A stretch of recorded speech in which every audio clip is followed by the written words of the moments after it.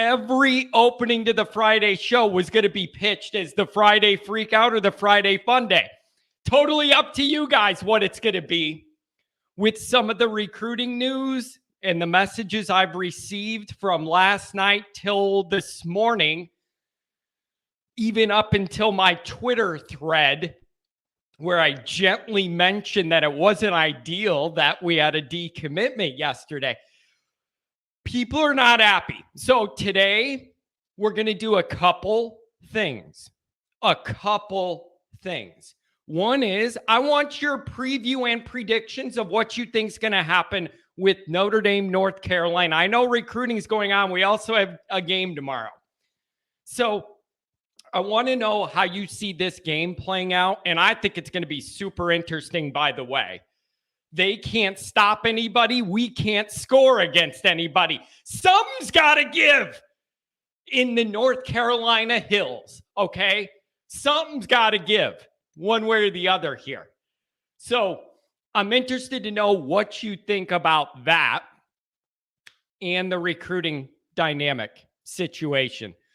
How worried are you? How not worried are you? Do you just think this is guys on the fringe that didn't love Notre Dame enough to begin with? Like, I'm open to all of it, okay? I'm open to all of it. We got a couple phone calls before we lined up already. That's a good call by me. Phone lines are open, 312-900-8815. I want to know two things from you today if you're a Notre Dame fan. Two of them. Here's what I want to know. Number one, what do you think of the game? Prediction. Number two, what do you think of the recruiting situation and how would you handle it and navigate it moving forward, folks? How would you handle it? John, your hairline looks a little higher today than it was on Wednesday. Recruiting news have you losing a little more hair. It doesn't help. It doesn't help. I can tell you that. Oh, man, nothing's easy for Notre Dame right now. Nothing's easy.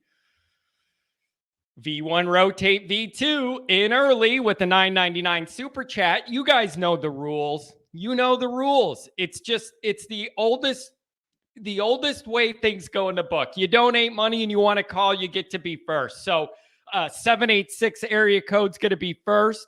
Then we're going to do a 361 and a 224. Those are going to be the first three up. I starred a couple chats though first. Oh, boy. What do we have here? 2417 Irish, Chris Totten, Matt Miller. Chris, nice to see you guys here. V1 rotate, the normals. Kent was in here breaking down the Notre Dame, North Carolina game. Appreciate that. 2417 Irish, Chris says, I think Notre Dame's going to build on what they did last week, methodically move the ball, keep UNC's offense off the field. It's not going to be pretty, but we take the W. Chris, here's what's really interesting about that. That's kind of how I see it. And that's got to be kind of the roadmap. Here's how I put it in my preview, which is up, by the way. Go ahead and check it out. As well as the video I did last night, 3 confidences, 3 concerns. And we're also going to get into some of that today. I actually pictured this offensive game plan looking similar to the one we had against Ohio State. Not as much pressure to be perfect, but the idea being that you know they're going to score a lot so that you want to keep the ball so they don't have it to score a lot, and the fact that they can't stop anyone through the air or running. They have not stopped anybody, and they haven't played anybody that should have the talent Notre Dame has.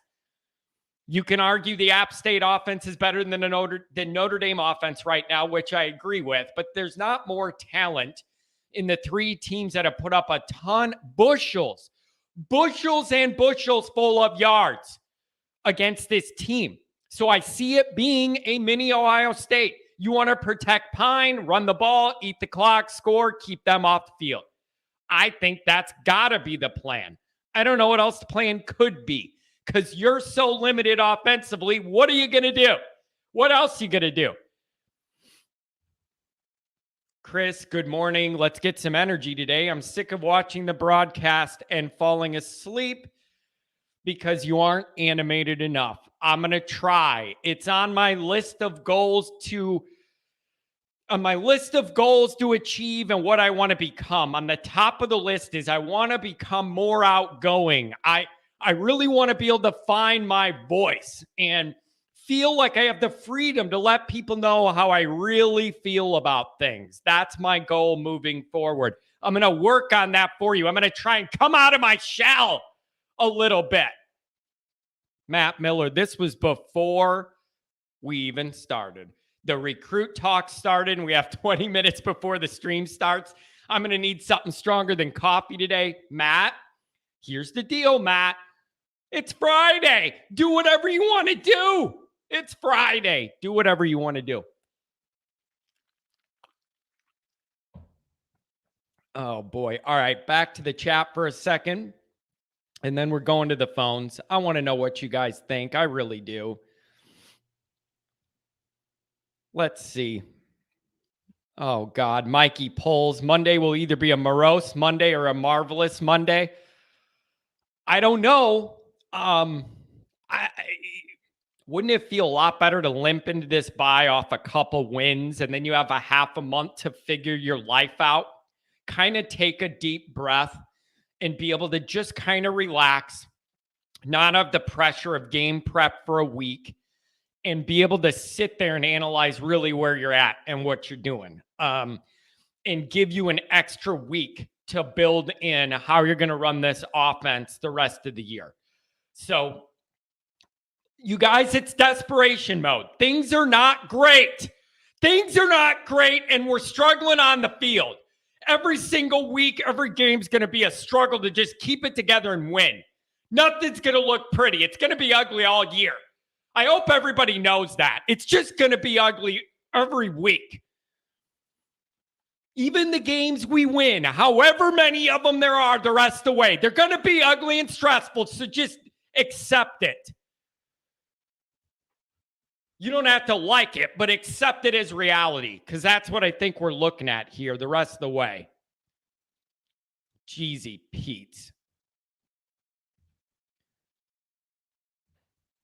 Ooh, Chris, appreciate that. $10. Thanks, buddy. Listen to you at work and you keep me awake. I'm good for that. If anybody ever needs to do something and stay up all night, have me call them. I'll talk you until you can't fall asleep. Oh, man. Here we go. Thanks for the super chat, Chris. You're really, really nice to me. Nice email, too. Appreciate you. Ryden 42. Put this Drake May kid on his back Saturday. Here's the deal, folks. I got an idea on this.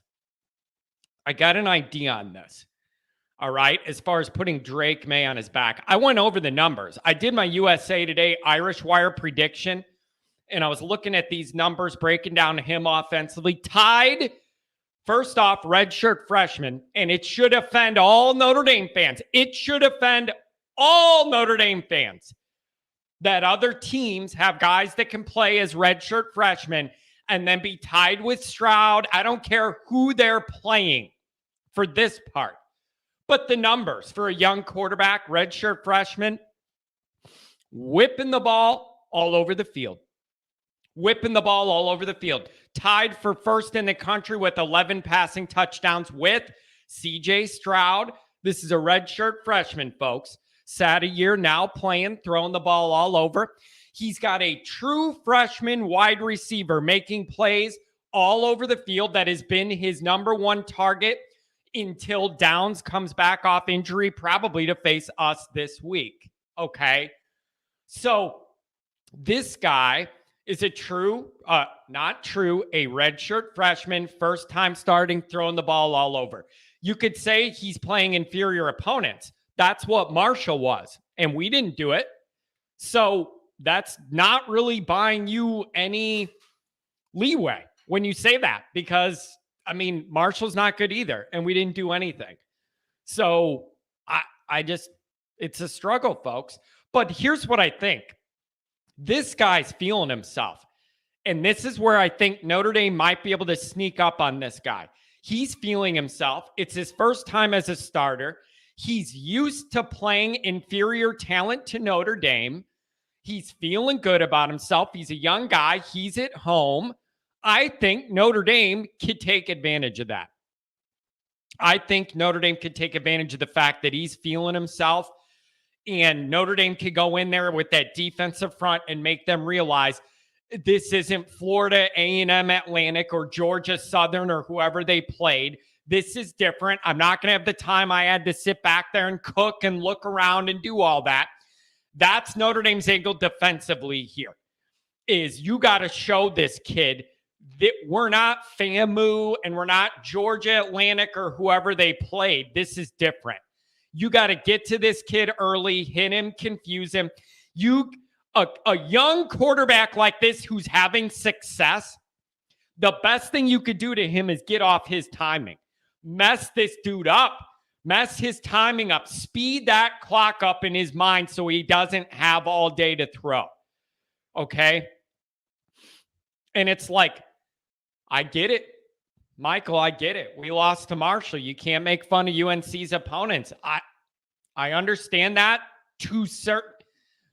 How do I put this? When it comes to certain things, I use that. And then other things, I'm able to say that I don't think it applies because you got to do what you got to do. For instance, I've been giving Michigan a really, really hard time about what they're doing and against who. And it's like, I have Bruce Hope, my buddy Bruce in Florida. He messaged me and he goes, John, how can you do this? You say all you complain about is when Notre Dame plays lower level opponents, they don't beat them by enough and kill them and blow them out. Now Michigan's doing that and you're giving them a hard time. And it's like, I'm not giving them a hard time that they're taking care of business about playing bad teams. My argument with Michigan right now is that they shouldn't be scheduling those teams. I don't have a problem with them piling up the score on Hawaii and UConn. That's exactly what you should do. My issue is that you shouldn't be scheduling those teams to begin with, especially all in a row for a month. MJ Irish 84, that QB's never had pressure up front like Notre Dame will provide. I'm hoping that's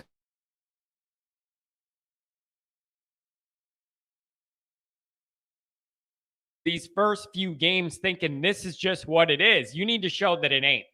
You need to show that it ain't and that this is totally different. So pressure, confuse, pressure. This could be the week Notre Dame's defense gets a couple turnovers. Get in this kid's head. Or the other thing happens. Tell me if you've heard this before, Notre Dame fans. Tell me if you've heard this before. Where Notre Dame plays a team with a really young quarterback that isn't a household brand name, and then they get lit up by him and he has the game of his life. Where have you heard that before? I feel like Notre Dame has made so many young quarterbacks that were never supposed to play, nobody's heard of, have the game of their life. It could go one way or the other, folks, but I just have a feeling the dynamics here are set up for this kid to think he's going to have more time because he's used to the only 3 games he's played in college so far. The only 3 games he's played, he's had that time to sit back there and cook. Mess that timing up. We make them look like Heisman contenders. Unfortunately, that has happened a lot in my lifetime. A lot. Okay, true to my word, 786, you're in the mix. Good morning. Hello. Good morning. How are you? I'm doing well. So what do you think about Notre Dame, North Carolina? And if you're a Notre Dame fan, what is your concern level about recruiting currently? Well, my prediction for the North Carolina game is as optimistic as I have been about Notre Dame. Excuse me. I mean, I think it's just going to be a blowout. I don't see how there's any world that UNC doesn't come in and just pile all the points on us.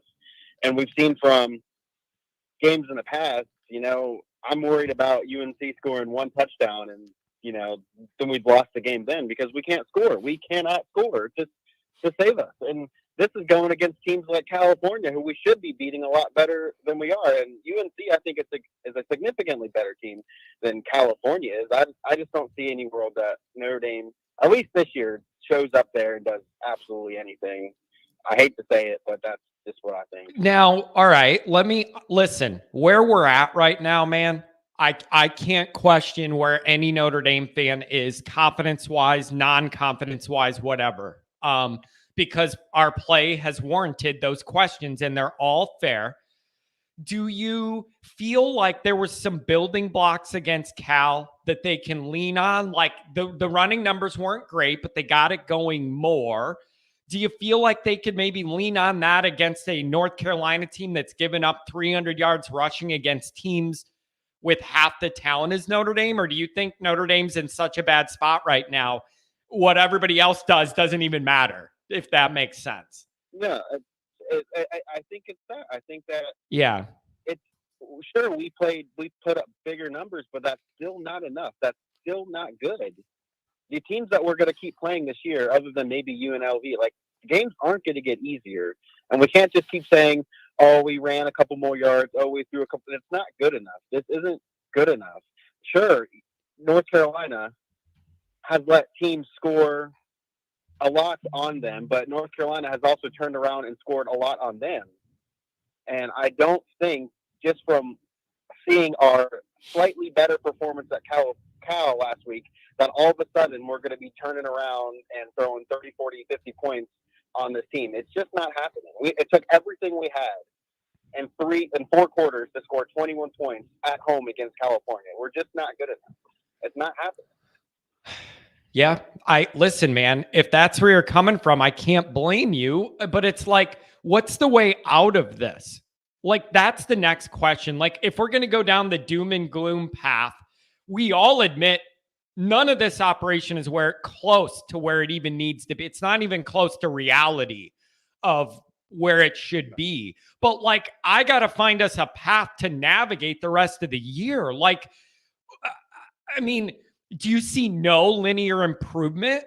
Because that would be devastating. That would be absolutely devastating. Like, I can't look at where we're at and then figure we're not going to improve at all, because that's a whole different problem. So, like, how do we navigate out of this? Because if we're on this current path, the way you're saying, this recruiting dynamic's going to get much, much worse. And then we're just cycling down to the bottom every week. Like, do you see a path out this year, or is it literally 3-9, 4-8, and we're screwed? Where's the path out, man? Build me a path out. I called a couple of weeks ago, and my answer then was, this year is just going to suck. It's going to be what it is. I think the biggest problem that Notre Dame ran into this year is Ohio State. If we go back to our very first game, I think people think Ohio State played better than they did, so we just assumed Notre Dame was better than they were. I mean, go back and watch. Ohio State played awful. You know, that entire offensive line is built on C.J. Stroud throwing the ball to Smith and Jigma. And when that's not in there, C.J. Stroud has no idea what to do. You know, he's awful. He can't run out of the pocket. He can't run. He can't throw the ball. And I think we were just able to take advantage of maybe them just playing awful football. You know, see, that you take away the playmakers from Ohio State, C.J. Stroud is a below-average quarterback. That's just what it is. So I just think that we might have got a little bit too high on that Ohio State game, because I didn't really see much difference between the Ohio State game and the Marshall game. I just think Ohio State just played horribly. Their defensive line is not a top 50 defensive line again this year, and their offensive line is just okay. So I think we all need to go back to that first game and realize that I don't think we played very, very good the first game, and then all of a sudden we're playing like trash. I just think this year, we're just not going to be a good football team, and I think that's something we're just going to have to accept for the rest of this year. So I think maybe tomorrow we give Angeli an opportunity to go out there. You know, I think Drew Pine could be a good quarterback if he had somebody to throw the ball to. So if you want to talk about recruitment, I think we need to get some wide receivers in there, because C.J. Stroud is a perfect example of a quarterback who can look good because he's got people to throw the ball to. So I think if Notre Dame, going forward in the future with recruitment, if we can get some playmakers on the field, young playmakers on the field that can get open, get in the space, always catch the ball when it's thrown to them. I think we could get away with having a average quarterback. So that's kind of where I see. As far as improvements, we're not going to see week to week massive improvements. That's not really how football works. This is going to be something that's going to take a while to sort out, and I think that's going to be when Marcus Freeman can finally get the roster he wants, all the hand-selected talent that he wants, and I think that's when we'll start turning this program around. Yep. And the issue is there's a big proportion, like an inverse ratio proportion, where I love your plan. That's the only way out of this. The issue is every week that you chalk up another loss, it gets harder to accomplish that goal on the recruiting end. I know people like me love Notre Dame. I'd only want to play at Notre Dame. That's my heart. That's all these guys aren't like that. They all don't grow up like that, where Notre Dame's everything. And they want to look at options to go win. And so that's the double-edged sword here. There is no tanking in college football. You don't just bottom out and then you get a good player. You bottom out and then you get no good players. So there is no easy way to cycle out of this. Other than those recruiting chops that we all praised Freeman for, they're going to be tested, and he's going to have to do a great, great job. Because I feel like with recruiting too, I feel like with the pull that Marcus Freeman has, now he can use the excuse like, hey, we just lost to Marshall. Like, we really need you now. Like, maybe you can turn this team around. But as far as recruiting in the future goes, with this garbage NIL deals that are going around, kids are just going to be going where the money is anyways now. So I don't really think recruiting is something that's going to be very, very big, in the future. It's going to be, okay, Ohio State can give me, quote unquote, $1 million in sign-on deals with all these people to go play there, and that's where the kids are going to go. So unless Notre Dame is willing to make a change and adapt to the current situation that's going on with the NIL deals and the transfer portal, then Notre Dame just now from eternity is going to be behind the eight ball. So yeah, and it's a struggle too. And Notre Dame's they have to keep figuring out NIL as much as they're open to. It's never going to be what it is a lot of other places. And the other thing is too that hurts Notre Dame is, I know they're trying to work on this, but the undergrad transfer situation's really hurting Notre Dame. You have a lot of teams. USC comes to mind. Brian Kelly at LSU come to mind, where you have a vision to flip that roster. And we're sitting here saying it's going to take Marcus a few years to do it at Notre Dame through recruiting. Those guys go grab 20-something guys in a transfer portal, flip half the roster right away. And it doesn't matter whether they can read or write or not, or what those grades are. They can pretty much get those guys in. That is something more and more teams are leaning on. Notre Dame really can't, except for extreme situations where the grades do transfer over. That's an issue too. And what that does is it tightens the recruiting net. You can't make mistakes. You got to be perfect because you have no backup. It's tough. Life's hard at Notre Dame. Well, that's always hurt Notre Dame, though. Anybody can get into go play at Ohio State, right? Notre Dame is a top school as far as education goes. Not just anybody can walk in the door and go play, or just be a student at Notre Dame. And on my side of the family, my entire mom's side of the family was at Notre Dame, so I know exactly how hard it is to get into a place like that.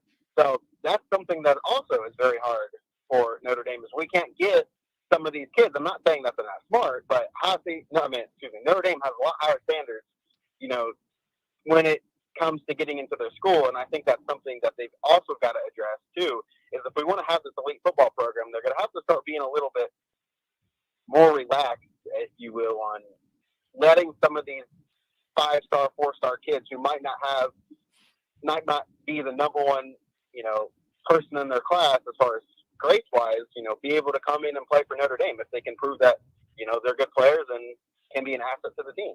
I don't know. I just feel like that's something that's always been a big hurdle for Notre Dame, which is why we don't get the best players out there ever. It's hard. Yep. But we have enough talent to California and Marshall though.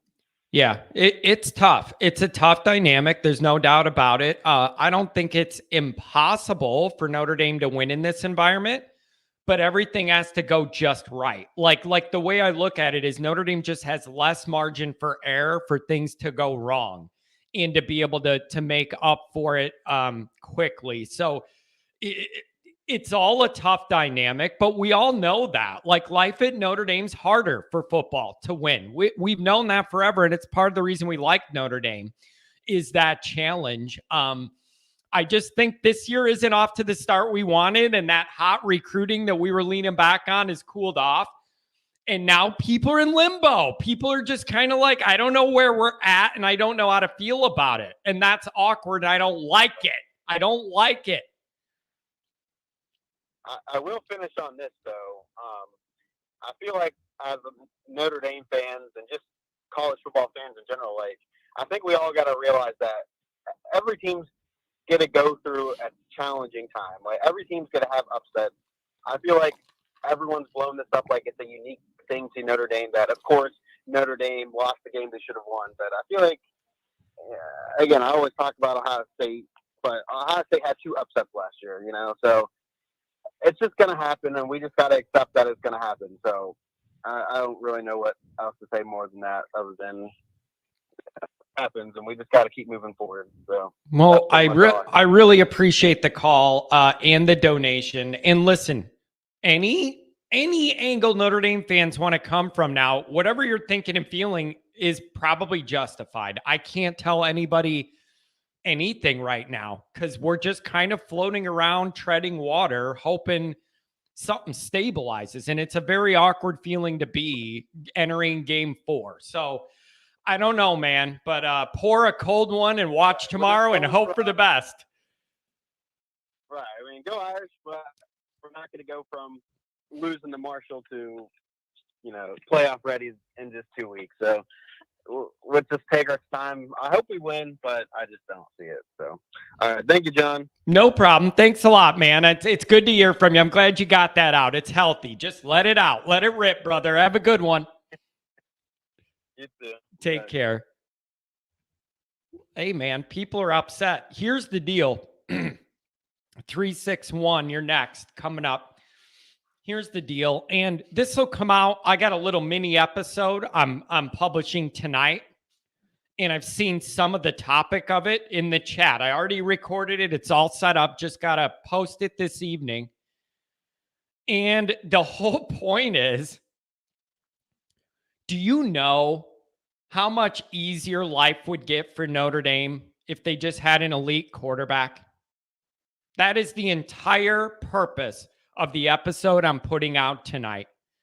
Do you know how much easier football life gets for you when you have actual good quarterbacks?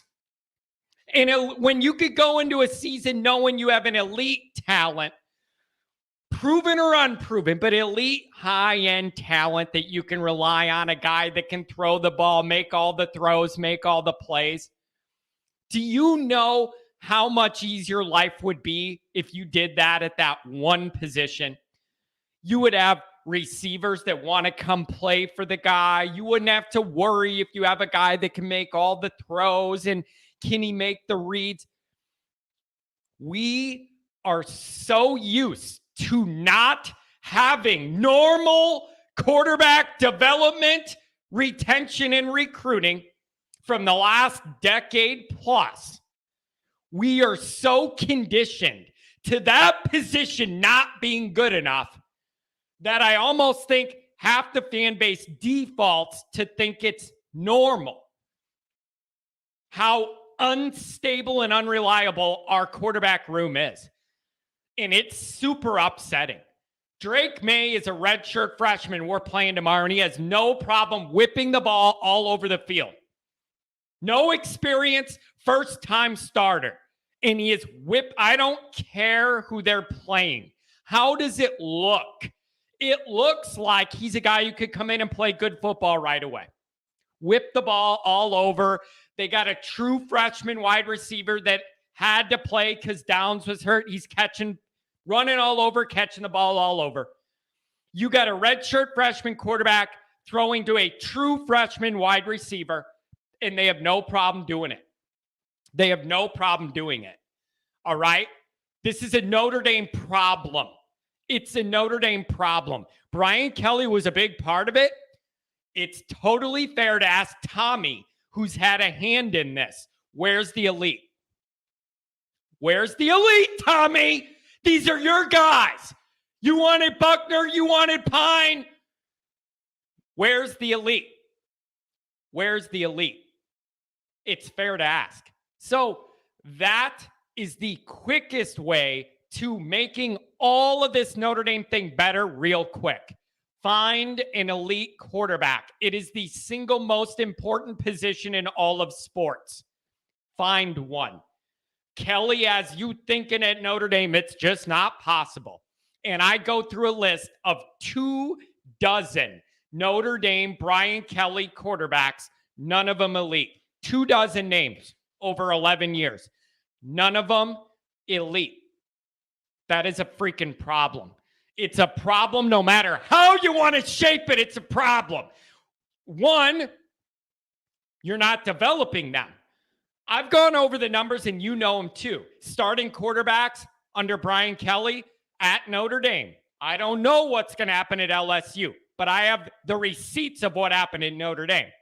The more starts quarterbacks had for Brian Kelly, the worse their numbers got.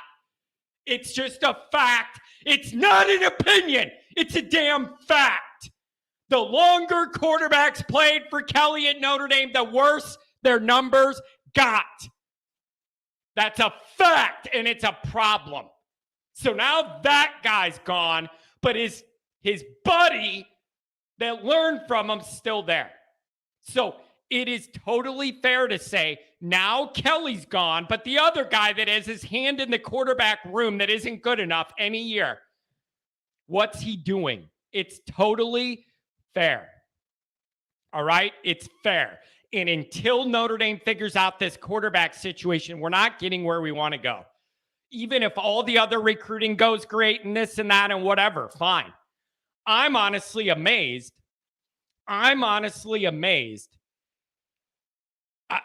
that all these wide receivers Stuckey's getting seem to still be on board so far. Because if you're a wide receiver especially, I'm looking at quarterback rooms to see where I want to go. Like, yeah, the school and the mission and all that too. Obviously, that's got to be a comfortable fit. But I'm also looking at, if I'm a wide receiver wanting to go somewhere, I'm saying, who in this school is going to get me the ball to make me look good? Who?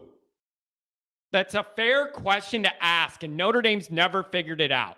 They've never figured it out under Kelly. Guys get worse the more they play, not better. Something's wrong. Something's structurally, fundamentally wrong with what you're doing when that's happening. No one can tell me otherwise. So that's number one. We all need to realize Notre Dame's not getting anywhere without an elite signal caller. I don't care if it's a run guy, a drop back passer, CJ Carr, somebody else.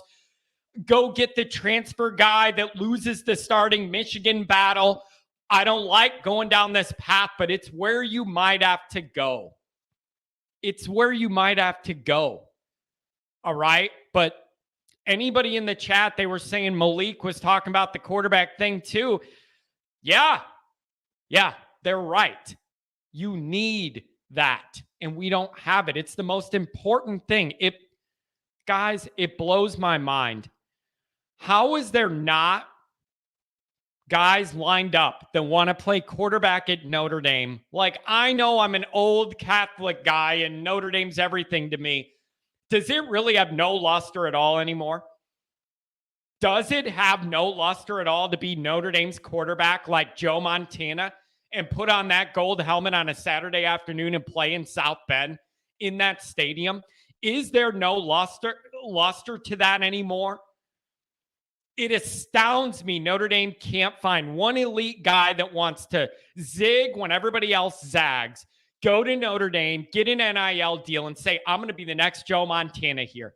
And I'm going to be that leader, wear that gold helmet, do your NIL deals as Notre Dame's great quarterback. I can't believe this is where we're at.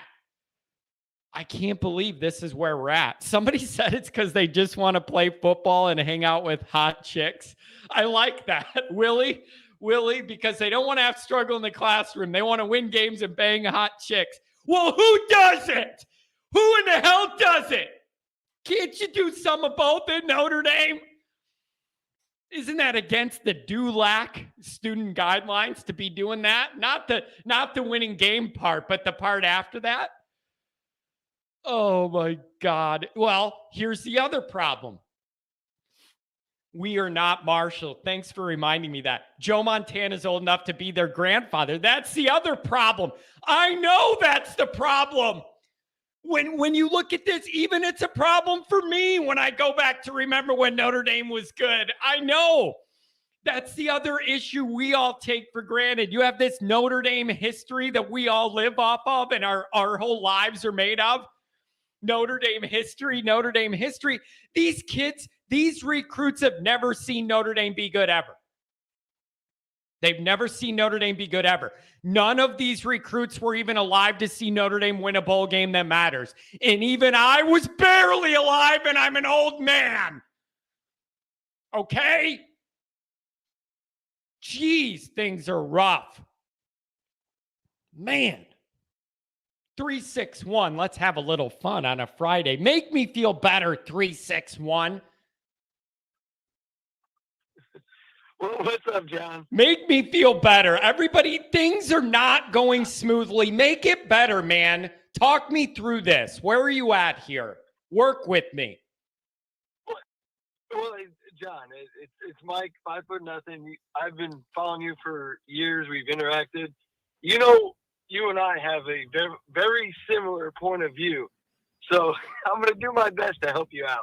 Help me out? I obviously need the help today. Help a brother out. Get me on the right track. Well, I'll start with, I do think we beat North Carolina. And I unfortunately believe it's going to look similar to Cal. And that has nothing to do with anything. How can it not, Mike?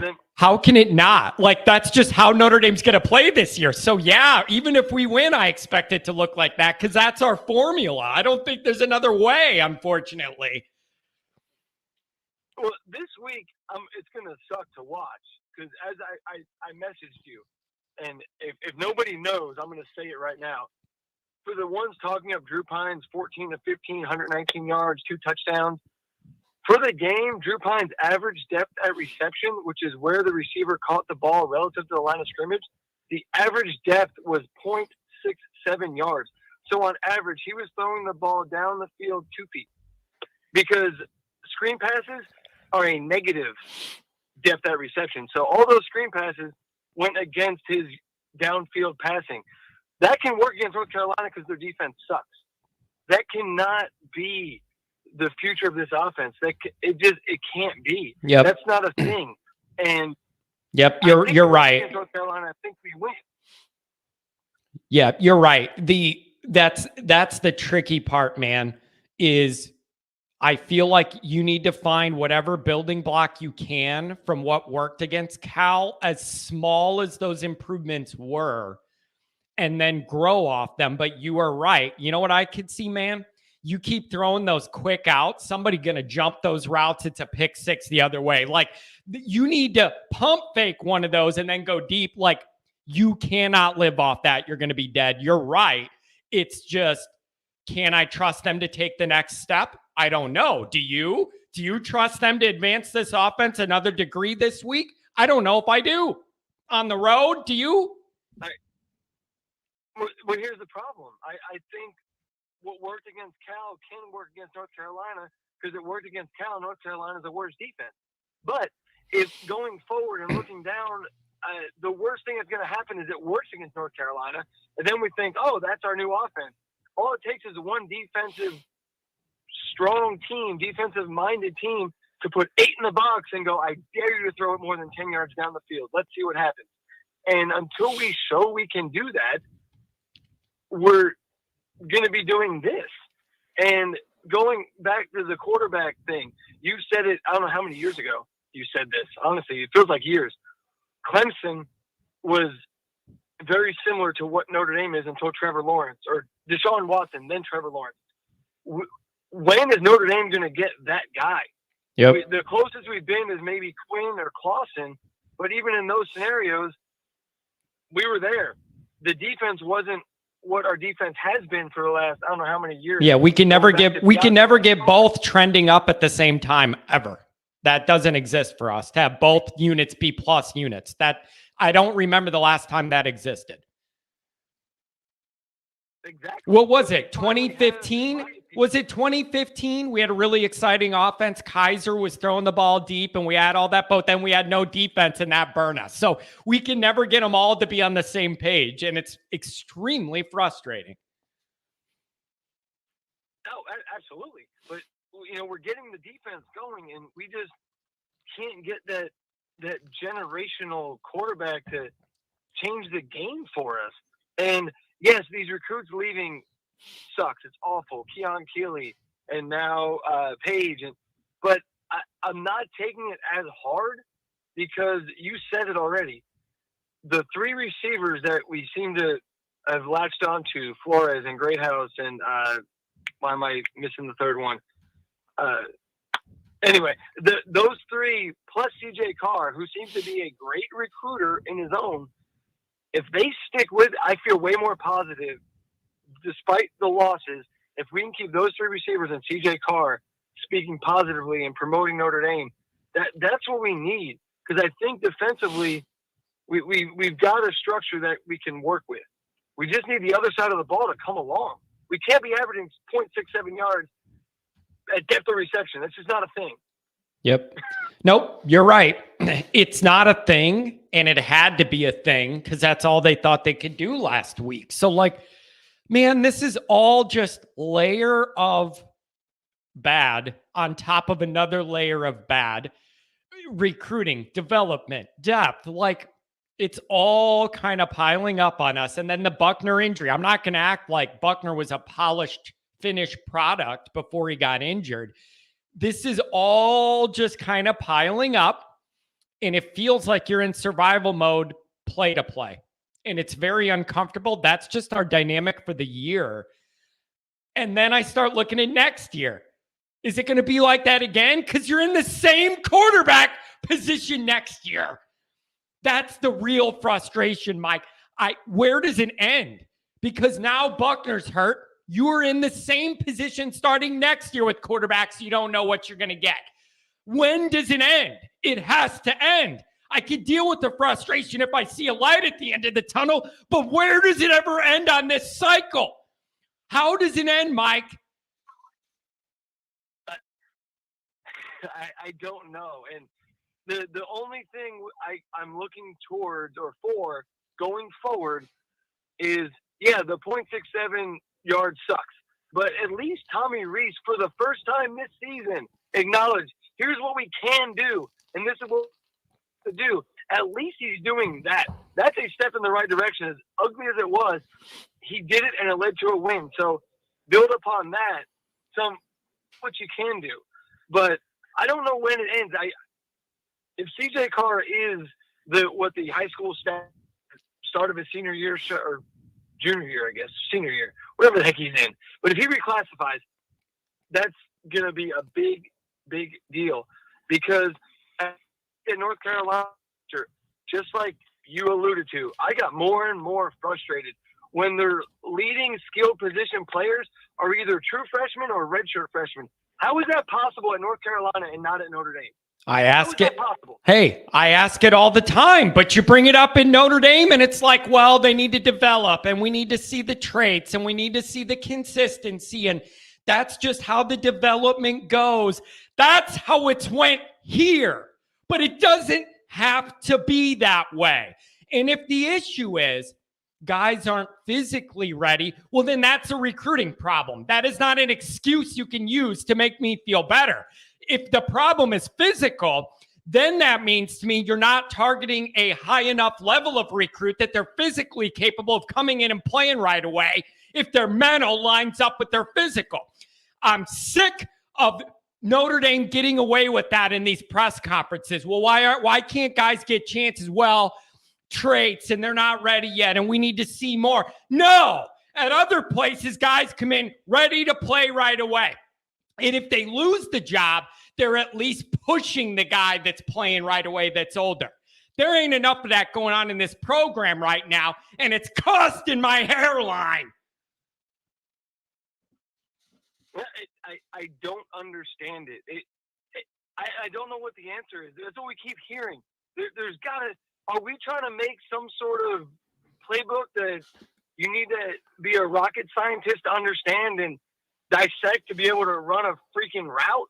Or are the reads that impossible that Kovic and anybody worth a damn at the quarterback position can't get on the field because it's so intricate and it's impossible to read this, that it can't be as simple as they're telling us in press conferences. There's no way, because you look around the country, you look on the other sideline when we play teams, and you've got these freshmen, true freshmen, even redshirt freshmen, being productive. Jaden Ott last week. Now we're about to see it this week in North Carolina. They're freshmen and they're playing. What's our excuse? The closest we've got to a redshirt true freshman is Jaden Thomas. All of his 1 catch and 8 yards. Thank you for your contribution. Yeah, it's just really frustrating. But I had a problem with that all through the Kelly era, where he's an oppressor and people ask this young guy, quarterback or somebody else, when can they play? Why aren't they in the mix? Not ready, traits, development, blah, blah, blah. And then the media just lets it go. Oh, okay, we accept that. No, the next question is, shouldn't they be further along or maybe you need to start recruiting guys better so when they come to Notre Dame, there isn't as long of a learning curve to be able to play. It's not an excuse. Either way you want to go with this, you're not doing something well enough is the bottom line. But the quarterback's where you start. Give me one guy everybody can rally around. Give me one guy. I don't care if it's CJ Carr or who else. Give me a guy. You need that guy. You just need it. And we never have it. No, and I hope he's the guy. I hope he reclassifies because I feel like he is the glue that is keeping my hopes up for the recruiting cycle and the future of Notre Dame football. Because I'm not worried about one D end or even Peyton Bowen, the safety and offensive lineman. The safety isn't great, but when you come to D-line and O-line, Notre Dame hasn't struggled a lot in that department. In fact, this weekend I do expect our D-line, who built confidence against Cal, to give Drake May trouble, and that's what's going to lead us to a victory. It's not going to be the Notre Dame running on Duncan offense, although that's going to have to be what we do. We're going to win because Isaiah Foskey and Cross and Amendola and those guys are going to get trouble, which he hasn't seen because he is a true freshman. And that's part of the learning curve of putting, or not true redshirt freshman, but that's part of the learning curve when you put a young quarterback under center. However, the guy's showing the ability. Why can't we get that ability? And you learn against Marshall and Cal without losing the goddamn game. Yep. Nope. I've been saying that all along. Notre Dame needed to get to a point where, and we mentioned that all offseason, with the unknowns coming into this year, especially with quarterback, and this was in the summer, pre-Buckner injury even. That's what we were saying. You need to be able to figure out a way to navigate yourself to your situation and figure out who you are and what you could do this year without doing it in losses. You need to find those learning experiences against Marshall in an ugly win, not a loss. It changes everything. And we're just not at that point. And there's a lot of reasons why, man. Mike, that's the problem. When you ask, why are we in this situation? It isn't one or two things. It's about 6 things, and they all overlap and intertwine and affect the other. And then people get mad because you want to point at one thing and go, there's the problem. You fix it. You're good. This is a 5 or 6 factor thing all weaved together. Former staff, current staff, development, all of it. And it's all a problem. I don't have any easy answers, Mikey. Win games. I don't care what it looks like anymore. You got to find a way to win as many as you can this year. That's your best chance to salvage all of this. Recruiting, your mindset, wanting quarterbacks to come, those receivers. You're going to have to keep winning ugly. You don't have an option. Yeah, and I'll leave you with this. I want to let you get to other callers, but the thing that frustrates me the most is, and we have to accept it, it's where we're at, but I keep coming away from these games against teams like Cal and Marshall. Ohio State excluded, but Cal and Marshall, we're saying phrases to each other that shouldn't apply to Notre Dame football where we've been versus Cal and Marshall. We're talking about how lucky we got for this. Oh, good thing that happened. Oh, man, if we just had that one break. No, that shouldn't be the conversation after games against Marshall and Cal. Against Ohio State, Clemson, USC, sure. Yep.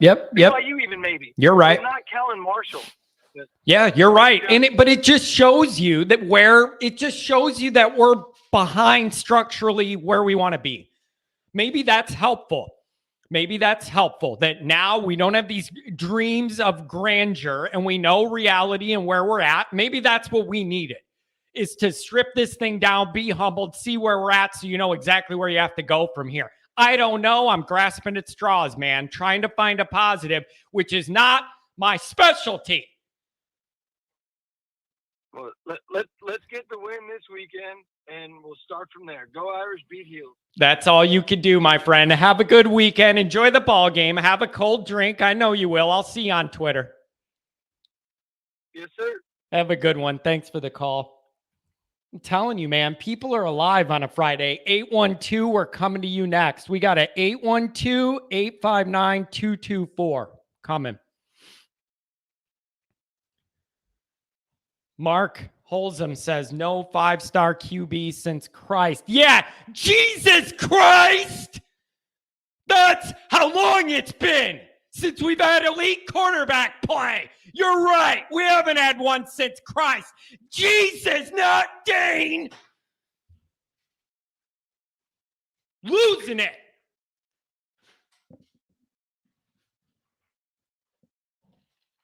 I had to let that out. Sorry.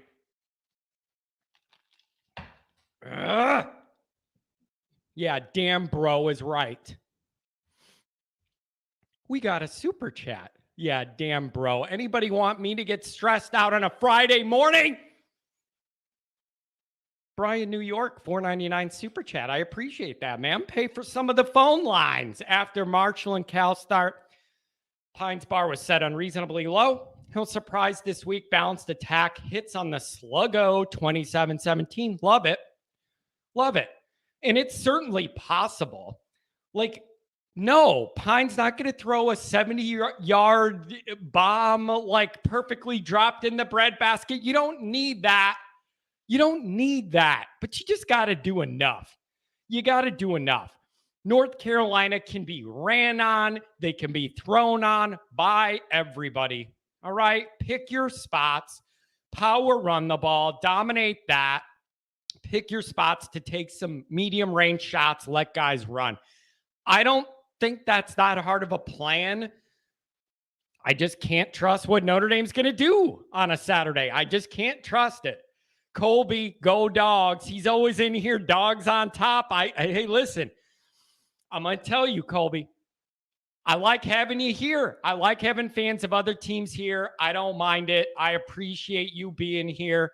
The Dogs are fun to watch, man. That's a lot of talent, and I'm jealous every time I watch it. I don't know what else you want me to say. It's an impressive amount of talent. The other thing I wanted to mention is, and I haven't yet, you guys, with all this recruiting worry, you see this shirt? Mentor Football here. I'm wearing this for a reason, and I wore it today for a reason. You get a peep of that shirt, okay? This shirt was given to me by Brennan Vernon's parents last week at the tailgate before the Cal game.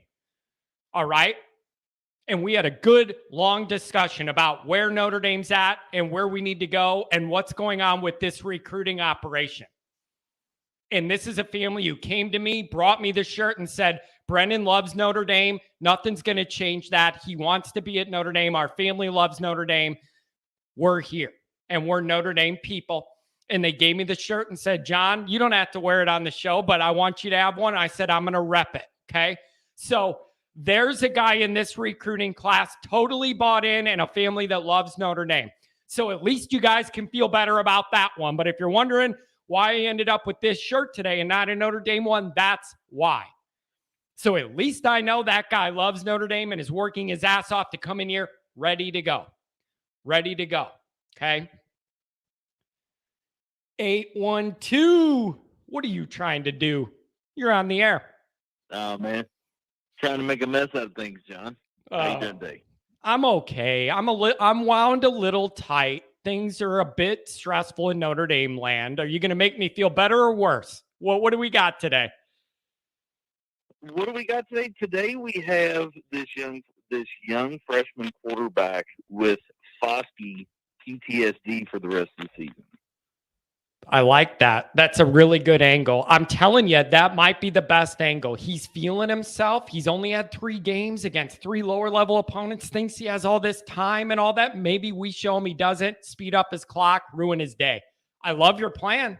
Yep. Is that it? Is that your roadmap? Because I love it. Hit him really, really hard.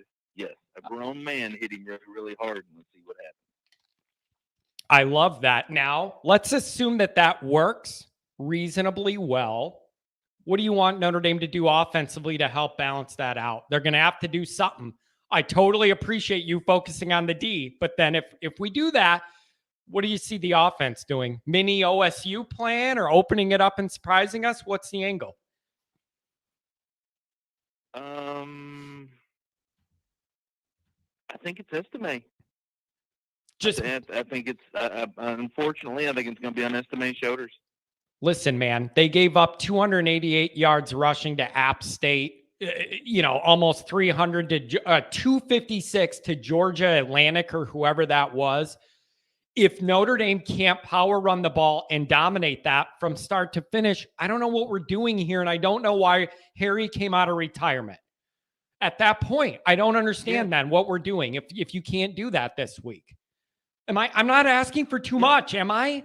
Give me a break. No.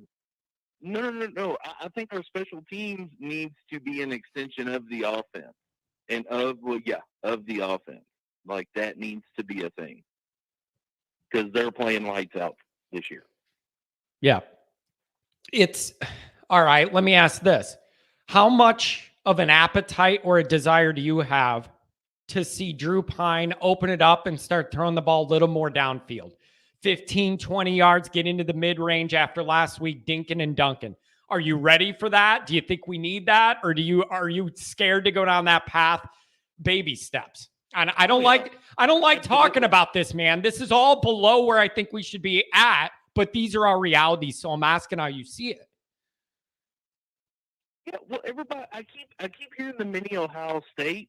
Well, why don't we make this Wisconsin 2.0? Yeah, you could do that if you think you can run that way. That's the thing, can you? Yeah. I don't see why not. I think the defense eats late. Yeah, and opens it up. I think this looks just like Wisconsin last year. I could see that, but my angle is rattling that young quarterback. He's feeling himself, and I think this might be one of those weeks where you could take advantage of that. Like the young guy slinging it, has the time, has the confidence. He has a clock in his head the first 3 weeks that isn't going to be the reality tomorrow. And that is Notre Dame's best angle. He is used to these few games against inferior teams that can't push him. I think that's the key. You got to get him rattled. Maybe he'll throw you the ball. Maybe he throws one to one of our struggling linebackers, get that group more engaged. You're going to need something. And the longer this offense struggles, the more important it is to get turnovers, which we've not done yet. Yep. And it's a perfect time this weekend. I don't see why not. It is. No, let me ask about the other topic of the day while I have you. What is your stress level about Notre Dame's recruiting? Are you worried this is going to be a mass exodus as each loss comes? Or do you think we'll hold it together? Are these only fringe guys that weren't really bought in? How do you view the recruiting frustrations? Okay. The bye starts after this game, correct? Correct. The bye week starts? Yep. Okay. If there is not a PJ on the tarmac after the game, there's a problem.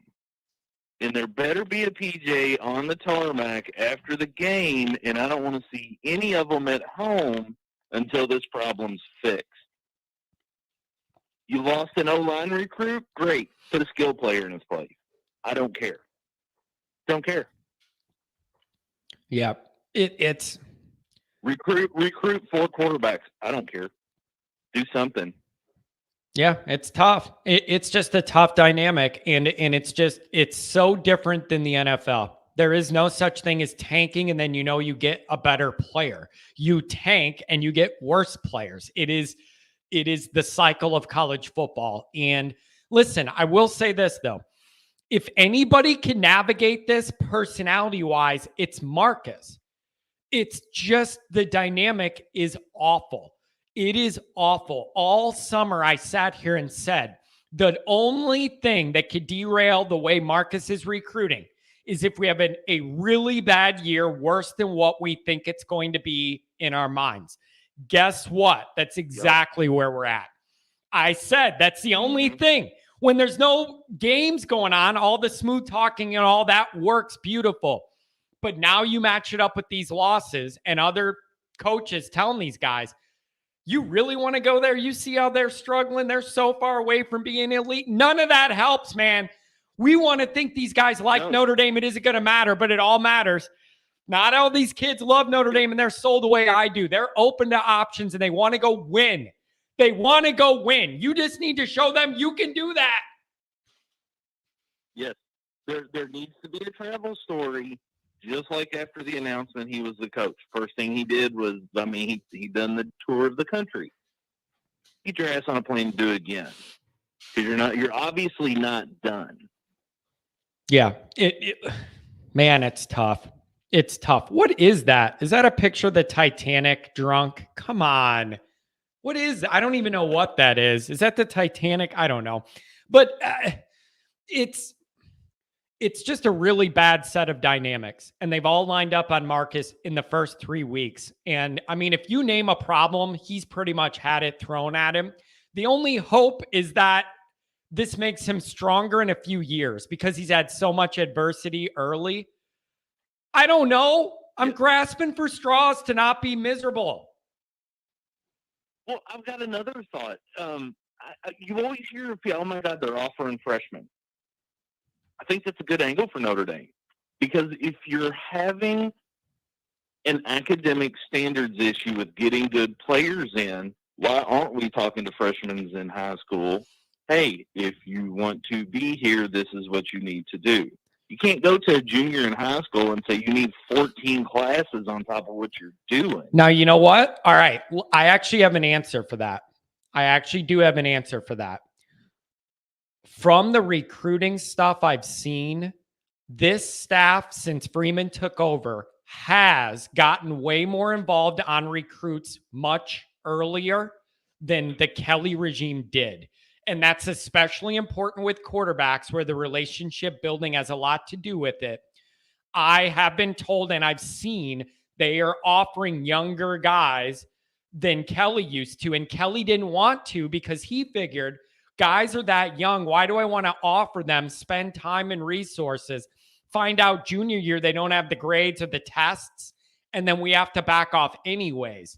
That's what Kelly did. Freeman is trying to get in early and go hard. And if the grades don't line up, they don't line up, but at least you're in the mix if they do.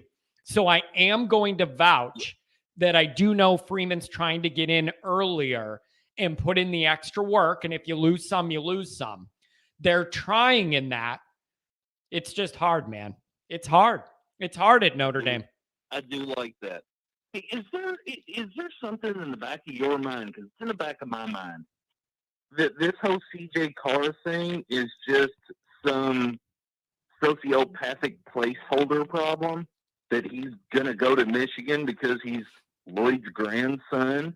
Because this wouldn't be the first Michigan kid that just tried to stand in the way and then go Michigan at the last minute. You know, has that rolled around the back of your brain any? Because it rolls around in mine all the time. Well, you know, I have a thing with Michigan anyway. So everything with Michigan is always on my mind, just because of my deep-seated, soulful, genuine hatred for everything Michigan.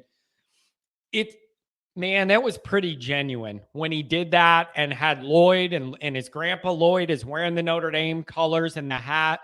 It seemed very, very genuine. I see his parents on Twitter and they're still talking Notre Dame. He seemed really, really genuine. At the same time, can you imagine the troll job it'd be if he flipped from Notre Dame and went to Michigan? If Notre Dame has a bad year and Michigan has a good one, it would be the best. It would be the best troll job of all time. And if that happened, you don't even want to know what this program's going to look like. You don't even want to know what this show's going to be. Could you imagine? Could you imagine? 2024 is a lifetime away.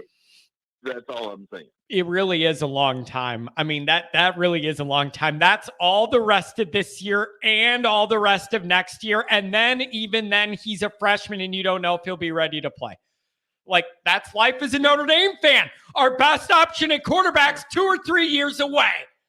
Why does it have to be like this? It doesn't. And I'm telling you, if this kid in North Carolina balls out as a 3-game player versus our 3-year player, I'm going back to a previous argument about nobody's job safe. Yep. And how can it be? How can it be if that's your dynamic? You have to look at everything. 3 years? Are you kidding me? Yeah, you have to look at everything. And yeah, the other thing I struggle with some of this too is it's like some of the guys we don't get production out of. And it's like, well, can you try somebody behind them? And it's like, well, they're not ready to play. They haven't been consistent in practice. It's like, but I see that your starter's playing losing football. How much worse can it get than the guy you like the best is causing us to lose? And we can't try someone else because they're even worse. The guy you have as the starter's making us lose. Like, you're all turned around, man. You're all turned around. We just have issues. Yeah, because when my ex-girlfriend say I'm a terrible person, I take that as a compliment. Right. Maybe, it's like, maybe they. Yeah. Yeah. It's like, yeah, that's the point. Oh, Yeah. I don't know, man. So do you I'll think, jump off here, John. but Good give luck me a today. prediction Good now. luck tomorrow. Give me a prediction. Are we going to pull it off tomorrow and it's sloppy, or do we limp into the bye with another loss and this all goes even further away from us? What happens? No, I think this looks like Wisconsin. I think the score looks good at the end of the game. They just blow it open late. There you go. All right. Hey, going into a bye with the win is better than a loss. You would have 2 wins, limp into the bye, give you an extra week to reevaluate and put a plan together for the second half. Thanks for the call, my friend. I appreciate it. You have a good day and enjoy the game tomorrow. All right. You too, John. Talk to you later. Thanks a lot. Oh, 859, you're on the line. Welcome in. How you doing, John? I'm doing very well. How you doing, John? What do you make of all these dynamics being discussed today, my friend? Enlighten me. I'm just depressed. I'm the real old man. You got to fill me on something real quick. I don't know. Excuse me, I'm not on Twitter. What recruits have we lost? I knew the defensive lineman. What offensive lineman flipped and who else flipped? Well, Elijah Page decommitted, put something out on Twitter, and all the rumors are USC's gaining steam, and it looks like he's going to jump maybe from Notre Dame to USC, which makes that a double painful hurt. And then there's still rumors about Bowen and then whoever else. I don't know. But that's the big one people are mad about is Elijah Page and people not liking that it's USC. So that's a part of it. And so I just think it's Keeley and then adding this and then the heat around Bowen. People are really upset. So that's what's going on. On a positive note, why I think we keep Carr, the bitterness in the Carr family, they hate Michigan because they don't like how he was forced out. I think there's a rift there. A bridge got blown up. So he might, but I don't think he would decommit and go to Michigan. Yeah, and me neither. I just think his circumstances are so different than a regular recruit because of his family. I think they would be extra careful about everything they did and make sure the moves they make. It's just a bigger deal with him, with everything connected with Lloyd and everything. They seem really genuine and love Notre Dame. The issue is, even if that goes through fine, if he doesn't reclassify, we're 2 full seasons away from his freshman season. We have a long way to go to fill the gap between now and then to win games. That's the other issue. I agree with you 100% there. The other point you've made, and I agree, I understand it's a blue gold game, but I've been saying all along, I think he's more mobile. He throws the ball better. I'd go with the third string quarterback. What do you have to lose? Let's face it, this year's done. When you get older, once you have no shot to win another national title, you're just playing out the season. I'd go young. Say, hey, we're building for next year. You don't want to bust your ass? The hell with it. Move on. You find out who really wants to play there and who doesn't. Yeah. Somebody asked me this last week at the tailgate about Angeli. I was at the blue and gold game, and the 2 guys I liked best on offense were JD Price, who flashed and then got injured. So that really sucks. I honestly felt Angeli ran the offense and looked smoother and more comfortable doing it than both Pine, because Buckner was hurt in that game. But here's the problem with Angeli. Think about it. Angeli, up until Buckner got hurt, was running the scout plays, playing CJ Stroud in practice. He wasn't even running Notre Dame's plays till 2 weeks ago.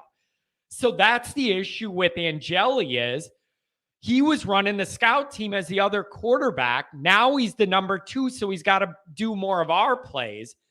Maybe in the bye week, you get him more comfortable, but I think that's a part of the issue. He wasn't even running our offense till 2 weeks ago. Valid point. So what have you done? I haven't seen, have you done a prediction for this game? I did my USA Today Irish Wire prediction. I put it in last night to go on the website. What did I say? Notre Dame 35-28, 31-24, somewhere in there is what I'm going to come down to. I think Notre Dame's defense makes some plays against this young kid. He's going to make his plays. He's going to make a couple mistakes Notre Dame takes advantage of. We will be able to run the ball. Pine connects on a couple mid-range passes with some yak. It's ugly, but Notre Dame wins and goes to the bye 2-2 to lick their wounds. That's my playbook. God, I hope you're right, because as much as you know how much you and I live and die in Notre Dame. I have 2 very close friends that feel the same way about Carolina. And having to listen to that I have to live through it all through basketball season. And I follow that just as closely. Yeah. So I'd really like to pull this one out. Yeah. And I think it's important that you go into the bye with any momentum you could, even if it's ugly. Going in off 2 wins stabilizes things. Yeah. No, listen. You know, 1 point. Listen, man. I think we win 3 games. We are in a position where we are not good enough to try and impress or pile it on or win by a lot. Notre Dame is not there. We need to be worried about stacking as many wins as possible. And I don't like being here. It's just where we're at. No, God, no. I don't know how we got here. That's like you. It's like, how do we get out of this? And how do we get that? Either that or we were overweight. Because if you look at the strengths of our team, they haven't been. Our 2 lines, not strength. Our linebackers were supposed to be great, not a strength. Our secondary, believe it or not, has actually played well. If you told me our secondary is going to play like this, I'd say we're sitting at 3-0. If our other aspects had lived up to what they were supposed to, they just haven't. Yeah, isn't it bizarre? Like I always say, everything with Notre Dame's weird. Nothing's ever normal. I never dreamed we'd be entering the day before game 4. And I'm saying Notre Dame's secondary's been pretty good this year. I can't believe it, but you're right. You're right.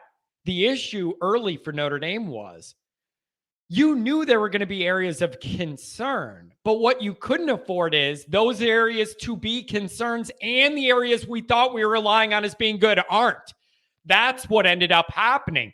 The O-line and D-line were supposed to be the engines of this entire operation, and it took them 3 weeks to get woke up, and I'm not sure they're fully awake yet. That's what happened here. You had your problem areas and those areas. Right. O-line, this is a statement game for the O-line. we've got to rush for 3 bills. You have to, man. App State ran it for 288. Georgia Atlantic or Georgia Southern or whatever ran it for 258. If Notre Dame can't do it, Harry needs to retire again. What are we doing here then? What is this all for if that's how you're going to operate? Well, John, you have a great weekend and hang in there. I'll be thinking of you if things don't start out well. Oh, boy. All right. Well, try and enjoy the game. Have a cold one. We'll make it through this together one way or another. It'll be more than one, John. Let's Good. be realistic. You have to. Take care, You have to. Have a good one. Thanks for the call. See ya. See ya. The last couple days, I think I said something about casket, or I'm gonna do this show from a casket or something, because people keep mentioning caskets. You guys really want me to stroke out on the air? Is that what we're doing here? Is that it? Ooh, is that a North Carolina person? Luke Skywalker here. Are you a North Carolina person? Luke, if you're a North Carolina person, why don't you give me a call and talk to me about your team and where you guys are coming from? Why don't we do that? If you're a North Carolina fan, Luke, give me a call. Put in the chat what your area code is, and we'll get you up. 224. Give me some more. You're on the air, 224. Hey, good morning, John. What's going on? John, it's Delmar. How are you, buddy? I'm doing okay, man. Hey, where are you at with all this? Thoughts on North Carolina and thoughts on the recruiting challenges Notre Dame's going through? Make me feel better. Well, I think I'm gonna do that. I'm gonna be the one who is gonna be really optimistic about this week, and but I got some different angles on it, and that's what's scary. I think I'm gonna hit you with the score first. Okay. What my heart is telling me. 41-27. 41-27, Notre Dame. How many? Okay, now whoa. do. Time out. How many of those 41 are coming from the defense or special teams versus the offense? Because 41 seems like a lot for Notre Dame on offense. Are we getting any of those off turnovers or what? Break it down. Well, I do. I do believe maybe not so much a pick six, but we are definitely going to create some havoc and have turnovers that are going to provide us points. I do think here's an angle. You know, Marcus has constantly taught this is a team, right? Everyone has to do their job. Okay, so here's an angle. All this hubbub about Tommy Rees, the video last week, getting on Pine. Mm-hmm. But I think that is bulletin board material for the entire team, because they see Tommy saying the entire team effing, is relying on you. But I think Harry has the offensive line going, he can't do his job unless you guys do your job. This is on you too. And then I think on the defensive side of the ball, it's the same thing. They're going, look, we've got to hold up our end. We've got to shut down North Carolina's offense. So I think that little bit of momentum, and even though it was ugly, because didn't that offensive line look a lot better? We ran the ball a hell of a lot better after that video, after that happened, that whole second half. I think a lot of things changed there. What do you think about that angle? I think you can use that angle if you have the guys that are capable of looking at it that way. And I need to know that everybody knows this is that serious. That Tommy's saying this is real life. This is a big deal. There's a limited amount of these games. We need to win every one. And it just needs to get to the point where people that aren't doing their jobs aren't going to play anymore. And I don't care if that means younger guys get a chance or guys that aren't as physically gifted. You're just going to have to do that, because this can't be how it is. It just can't be the way we go through the year. I agree with that. And I agree with a couple of days ago during the show, talked about, why are the three young linebackers not in, because this great linebacker core we're supposed to have playing right now with all this experience coming back really hasn't shown us anything.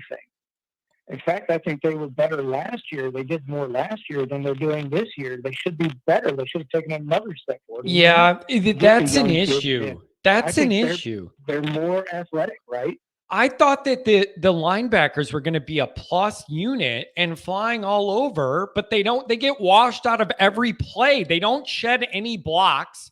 Their angles are bad. The tackling hasn't been great. They lose the perimeter every time it goes out there.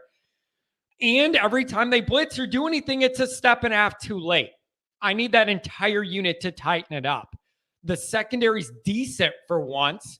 The defensive line started to come alive last week. I need that group to be better. And for one, own the perimeter. I'm sick of us losing the perimeter every play to the edge. We get beat. I agree. But I think that's where these younger linebackers could show. I think they're more athletic. They've got more twitch off the ball. And I think they are so hungry to get their opportunity that if they did, I think you'd see an uptick in the linebacker. Well, why can't I see a little Prince Collie action then or something this week? Give me a break. We're not getting the production. How much worse can it be if you throw Prince Collie out there a while? Why? Exactly. I think he needs to be out there. They talked about him during training camp and everything. I think he's very athletic. He's got a lot of really good instincts. He's not going to come in. These younger players, I don't think they're going to overthink it. I think they're just going to come in and ball out. And react and just play. Right. Yeah. Yeah. I don't know, man. I really thought that group would be more of a plus unit. I'm more perplexed why the defensive line didn't seem interested against Marshall. That's one I just can't figure out. Like, if you told me Ohio State's tough, you're going to struggle. I get that. But Marshall the next week, physical hangover, like, what are we calling that? I'm still not over that. But I need that defensive line to create havoc, just like they did last week and even more. Half dozen hurries, 6 sacks, 8 tackles for loss, came close to turnovers. I need all that and more this week against this young quarterback. I believe that's going to happen. One thing I was a little bit worried about was going to be the middle, losing that push that Kurt Hinish always brought, right? Because Kurt was he blew up the middle. Jacob Lacey has been a beast. I've been extremely happy with how Jacob Lacey has played in the middle of that defense. Lacey has done a terrific job. And I don't know, man. It comes and goes with this D line. Who sparks and who doesn't? Howard Cross is another guy I've been impressed with this year. Howard Cross is having a really good season. I'm happy for him. He's flashing every week. Him and Lacey have been really good. Yeah, they both, and it goes well to, I think, what we've got to look forward to next year. I think Foskey being a little bit slow, everybody knew Foskey was going to have an issue this year because of how well he did last year. Teams are going to game plan to keep Foskey in check. So it really was, Foskey kind of now needs to be the one who pulls a lot of that to allow the other guys to get in. Yep. And so, Foskey turned it on this last game, was finally able to, but lower talent, so that is what it is. But I think overall, there will be a step forward, and they need another weak kind of offensive line, because even though North Carolina does throw the ball all around, their offensive line isn't all that much. So if the back end of the defense can hold up enough and let our big guys, let that front seven get in there, I think we're going to create enough havoc, especially on that young quarterback, like everybody else has been talking about, you've talked about. I think that's where it happens. I think we continue to build on that from last week. I think the offensive side, I think Drew continues a little bit of a step forward. I think we're going to run the ball. We're going to set the tone with the run. That's why we're going to run. Absolutely have to. That has to be number one priority on offense. Everybody's run the ball on them. Number one priority on offense. eat up the clock, keep them off the field, build confidence for Drew, make it easier on the whole offense. That's number one. Got to run the ball. And if you don't, Harry, retire. You're done, buddy. Get your AARP benefit, your discount at McDonald's. You're done. You are done. Run the ball, move people, period.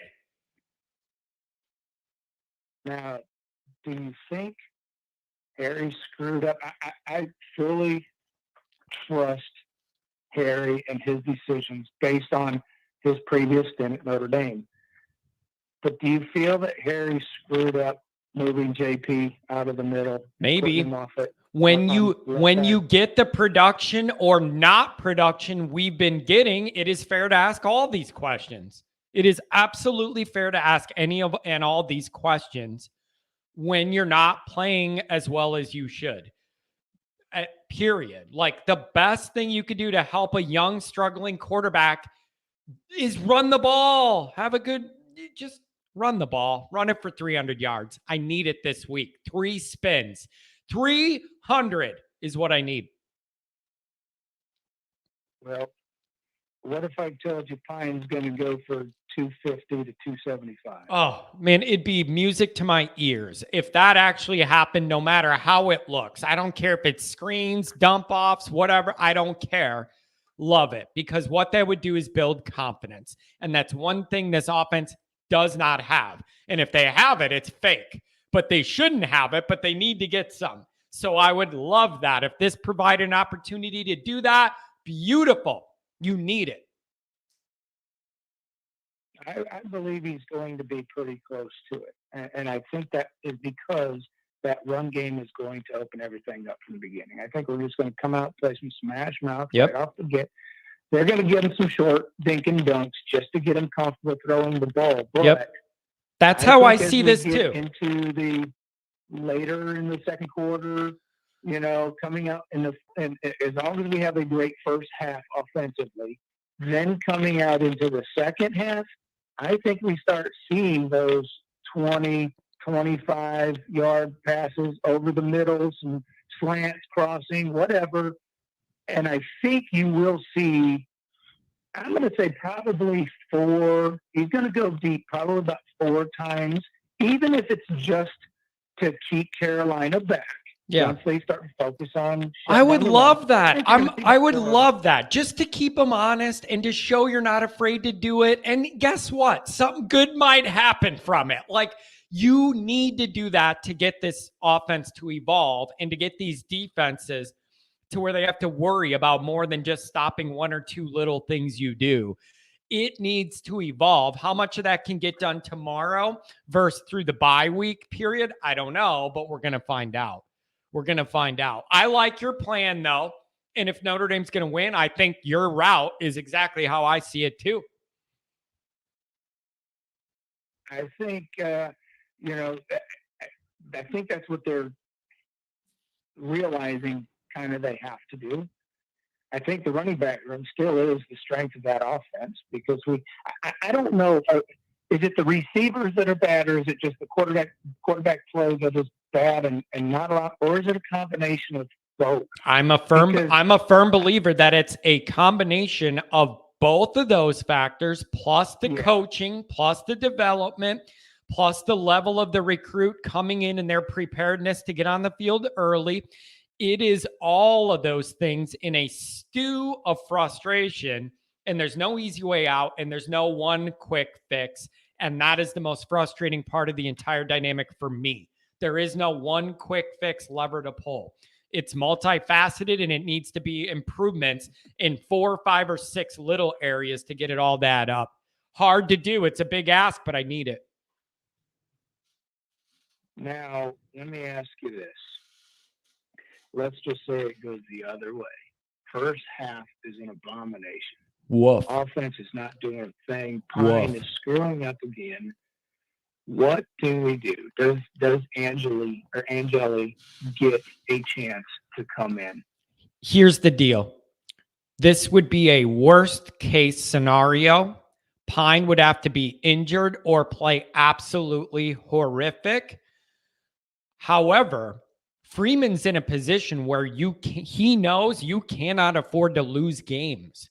you have to have a quick hook. You got to pray you don't need the hook, but you're going to need a quick hook because you literally can't afford to lose any games. You're hemorrhaging recruits already.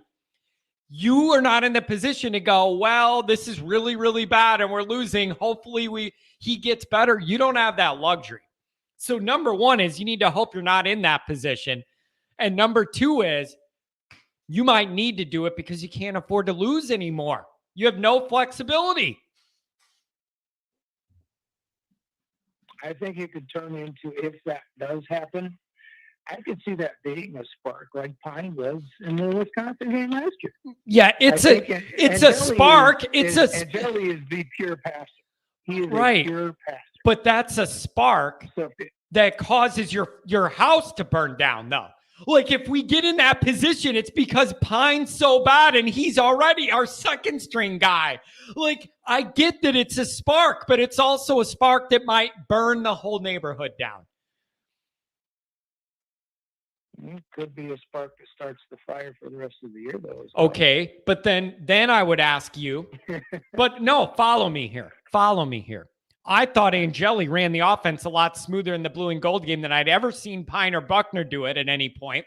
But my question is, if that happens and Angeli starts doing well, let's play this out. Angeli starts playing well. Then I'm going to be mad because the staff had him as the last quarterback in and now the first or the second. So then I'm going to be mad that their evaluation was so bad they didn't get the order right. So I'm going to be mad no matter how it goes. Well, yeah, I agree with that. Absolutely. But I think it goes back to the statement about every other one of these young players where they say, well, they're just not ready yet, whether it's development on the actual skills or development. Well, you got to recruit better. You have to recruit better so your guys don't take as long to be ready then. That's a you problem too. That is not an excuse for your performance. It's another angle you're not good enough at.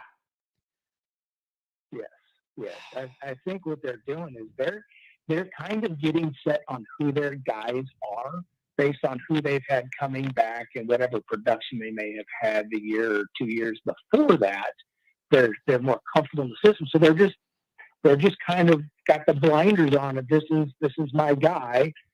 And they're not putting enough effort into getting the younger guys up to speed quicker, I think is what's going on. And it seems to be across the board, really, offense and defense. I would think, because you're not seeing too many young guys on both sides. There's a sprinkle here or there. But not like these other teams that we've talked about, that's been talked about on your show. All these other teams that are playing true freshmen and redshirt freshmen that are just falling out. I think, I want to peek into their coaching staffs and go to their practices. I would love to be a fly on the wall and see what they're doing with their freshmen. Yep. To get them ready. Yep. To see what it is. Yeah. I wonder too. And a lot of them are just so bad. And a lot of these guys are lower rated recruits than what Notre Dame has, and they could still find the field and be productive. So there's an issue there for sure. And development, retention, recruiting level to begin with are all questions. So let's wrap it up this week. You think we're going to get the win in North Carolina? Oh, absolutely. We're definitely going to get the win. Like I said, 41-27 is what my heart tells me. Beautiful. It could end up being ugly, right? Yeah. But at this point, a win is a damn win, John. Yep. We've got to have the W no matter how it comes. Yep. Especially going into the bye. Create yourself a little momentum and breathing room. Everybody won't be miserable. You'll have some energy. I like that. Let's hope it happens, my friend. Good call. Thanks a lot. Thanks, John. Have a good one, buddy. You Go too. Irish. Enjoy the game. We're going to go 219-502-773. Those are going to be the next three up. I got a couple chats to get to. We're going back to the phone lines. Chief Brody. We might be the worst fan base, constantly asking for the backup QB. Please stop. Here's my response to that. I wouldn't need to do that all the time if the starters were good at football. It's really simple. If Notre Dame had quarterbacks playing good football, throwing the ball like a normal team, nobody would be asking for the second and the third and the fourth screen. And the guy that's still in high school, nobody would be asking for that if you just had a normal quarterback room like every other major team. Like, I didn't come up with this dynamic. Notre Dame's making it the dynamic because we never have quarterbacks good enough to win us big games ever. Ever. So I get the frustration. I get this annoyance of the fascination with the backup, but it's because what we see is no good ever. What we see is never good enough. And that makes people want something different.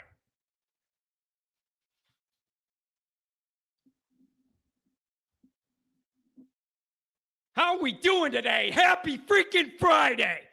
Give me some quarterback play. Give it to me. Just give me one guy. One damn guy to hitch my wagon to. Casket time. Yeah, you're not freaking kidding. Casket time.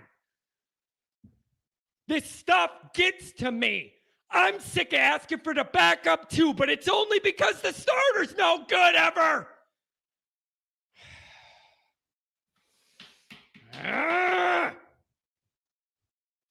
Happy Friday, everybody.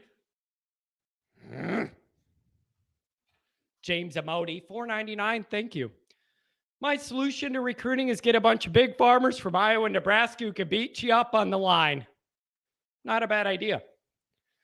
I like it.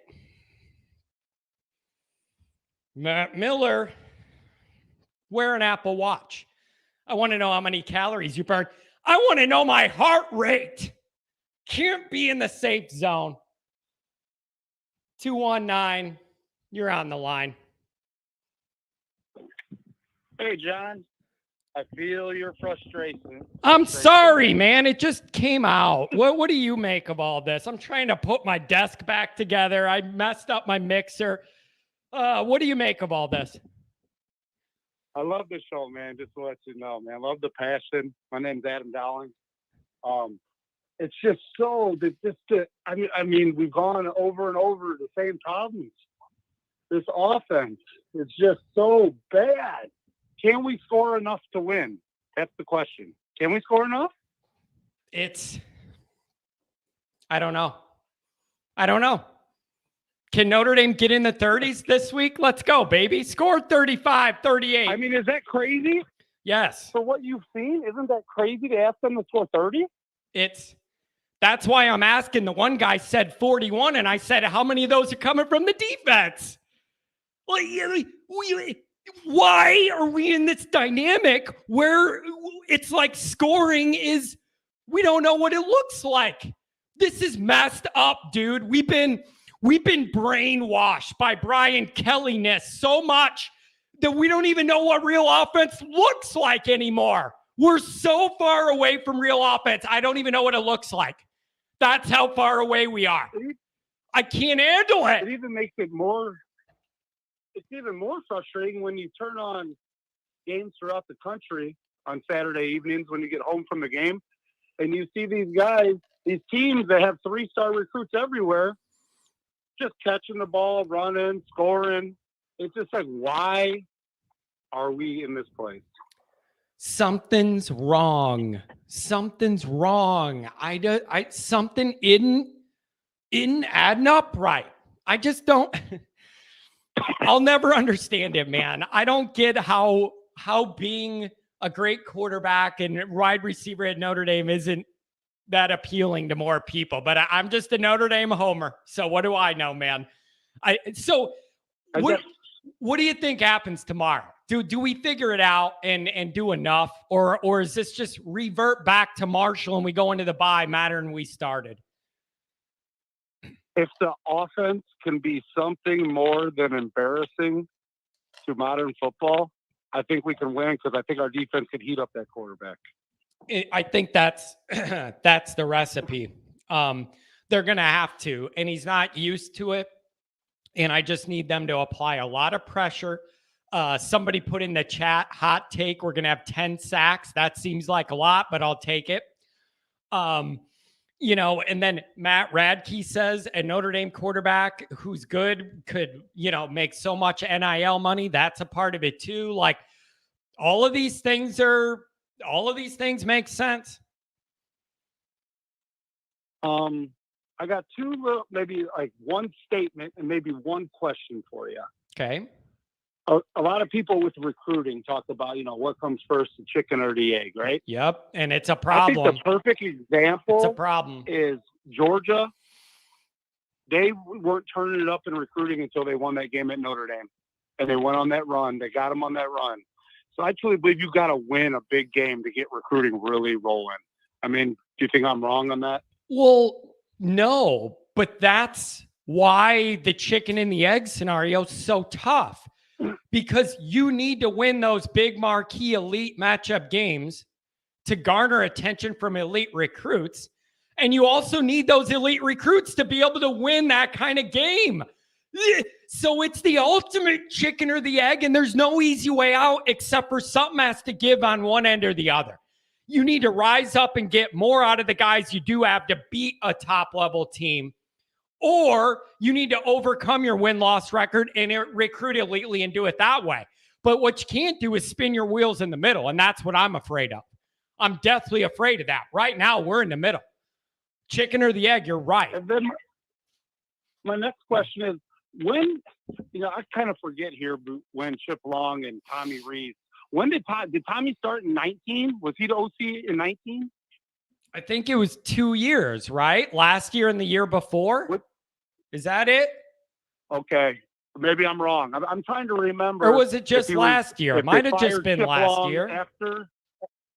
Did they fire him after the Clemson playoff game, or did they let him go one more year? I'm just trying to look at, somebody in the chat will have that. Somebody in the chat will know that. I forget if it was that year. It's either 19 or 20. I can't remember which it is. So if it is 19, and I was watching the Goolsby show, and he was mentioning, he doesn't have any weapons. He's got nothing to cook with. But I'm kind of thinking, didn't he recruit these guys if he's been the OC for 3 years? Yeah, that's the other thing. Tommy, all the quarterbacks we have now are Tommy's guys. Tommy handpicked Buckner and he handpicked Pine. All right, those are your dudes. Let's see them play reasonable football. I realize one of them's banged up. You wanted Pine. Let's go. Open the playbook then. You wanted him. And if you want him and he can't do what you want, then you wanted the wrong guy, Tommy. Yeah, we all love Tommy. We want him to succeed. We do. All of us. Anyone's a Notre Dame fan wants him to succeed. Nobody wants to blame Tommy, fire Tommy. No. But at some point, it's going to be pointing right back at him if he can get this thing turned around. Yeah. He is the offensive coordinator, the leader of the entire offense. Yeah. It's just a frustrating dynamic, man. And like I said, the most frustrating part to me is there are no easy solutions. This is a multifaceted issue that involves 5 or 6 different items that crosses over different personnel and time frames. And it's very, very complicated. There ain't no easy way out. There's no easy way. Why is it that every time we get where we think we have a dynamic wide receiver, we can never throw him at least a couple jump balls a game too? I have no Just idea. throw him out there and let him run. I have no idea. I just don't. Listen. Just let him run down the field and throw it up to him. Listen, my brother, good timing on this. My brother just sent in a chat, AK Kennedy. There are few teams that make offense look as painfully hard as Notre Dame. It just looks so hard for us to do anything on offense. It's like pulling teeth. It looks so hard. It looks like when Notre Dame snaps the ball on offense, the other team has 15 guys back there playing defense. That's what it looks like. Yeah, it's like, it almost looks like, I've been a season ticket holder almost my whole life, and right now I sit in section 25, and I'm so about the 15-yard line, right next to the Mom Graham seats, 2 rows off the field. And you watch the game, and it's like you don't ever see anyone like wide open or like running free, schemed open. So like sometimes I'm kind of excited to have a road game so I can watch it on TV. Yeah. To see it a little better. Yeah. But I get that. It's like, why is there never anybody wide open? It's college football. Like this isn't the NFL, like where you kind of use your tight ends, kind of go down the field a little bit. Some of the real good teams, light it up, but college football, you should be able to light up a scoreboard. Yeah, you would think it looks way harder for us than it does for a lot of other teams with less talent. And that indicates to me there's some things going on in the coaching area that aren't quite up to snuff, and that needs to be figured out quickly. So do you think we get it done tomorrow? We find a way? Well, I'm going to try to be positive here, John. Good. And I need that once in a while. I think we're going to be able, something tells me we're going to be able to run the ball and then do some play action that's going to open up some stuff. Yeah. And then in the second half, Foskey and the boys can get to that quarterback. I love that. Maybe be a game just like last year. Remember last year we struggled with them, but we pulled away at the end. Yep. Nope. I love your roadmap is the one I see working too. I'm glad it gives me comfort. We're on the same page. So thanks for the call. Enjoy the game, my friend. And then I'll be back for Stanford and Clemson. So let's meet up. Okay. Yeah, definitely. I'm normally in the North lot or library lot. Okay. I think so maybe we'll make a walk. You're normally over in Joyce or something, right? Yeah, but I do move around and it depends on what game too, what's going on. But I'll get your number and I'll send you a text. So we'll make sure to meet up. I'll get your number off the call software. All right, John. Hey, go Irish. Go Irish. Enjoy the weekend of games. Going to be interesting. In the chat, it says all road Tim B. 502, you're up next, by the way. All roads lead to Reese. He's the common denominator in all this. Is the Dow really down 600 today? Wow.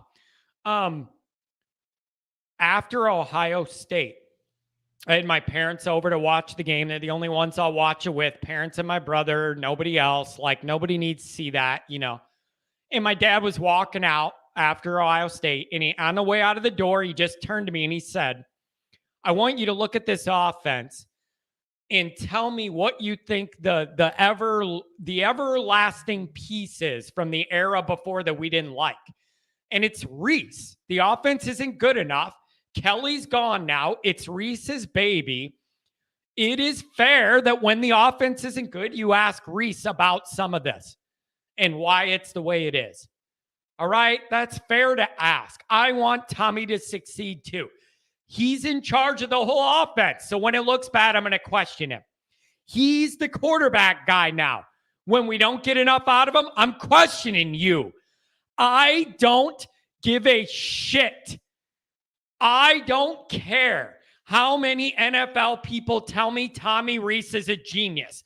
When I turn on Notre Dame football, I don't see good offense being played ever. I don't see elite offense being played ever. I don't see offense that can win a playoff game being played ever. I don't see quarterbacks getting better the longer they're in the program ever. I don't see any of these things ever out of Notre Dame. That is not normal. That is not okay. And I want answers. And I want changes. Beatsville, $5. Thank you very much. They're a wonderful family, Beatsville, by the way. Very, very cool. Thank you. And it's good to see you guys. Good to see you guys. 502, we're talking to you. What's up, John? What's going on, my friend? Am I overdoing this or am I spot on, or should I just relax a little bit? What's your take? Dude, I've been melting down since, I don't know, maybe 2000.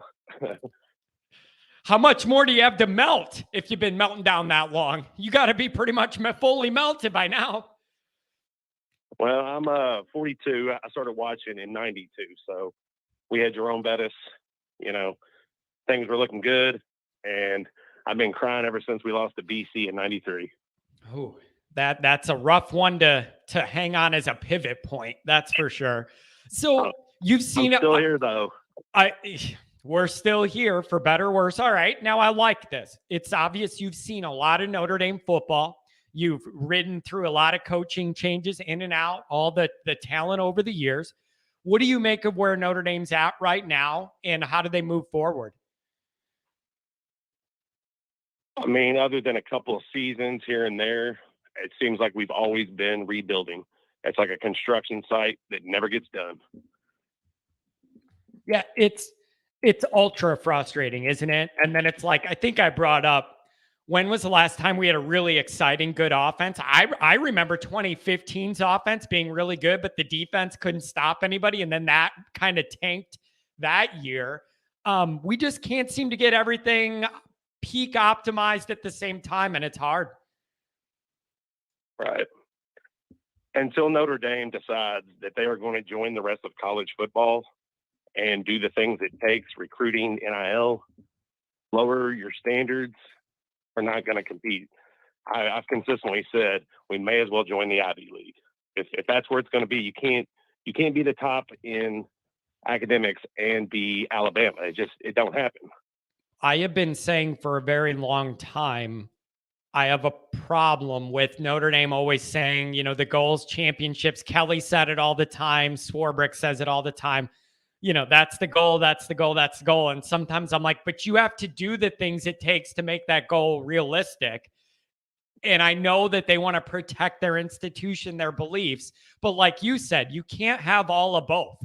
Doesn't work.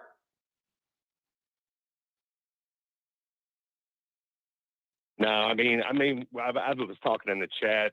I said Oklahoma was probably our biggest win we've had. That was 2012. Yep. But then look what happened to us against Bama.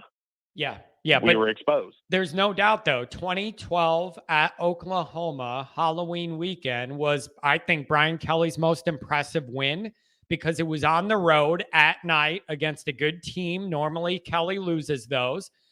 Yeah. Biggest win of his career, in my opinion, because it was on the road and at night against a good team.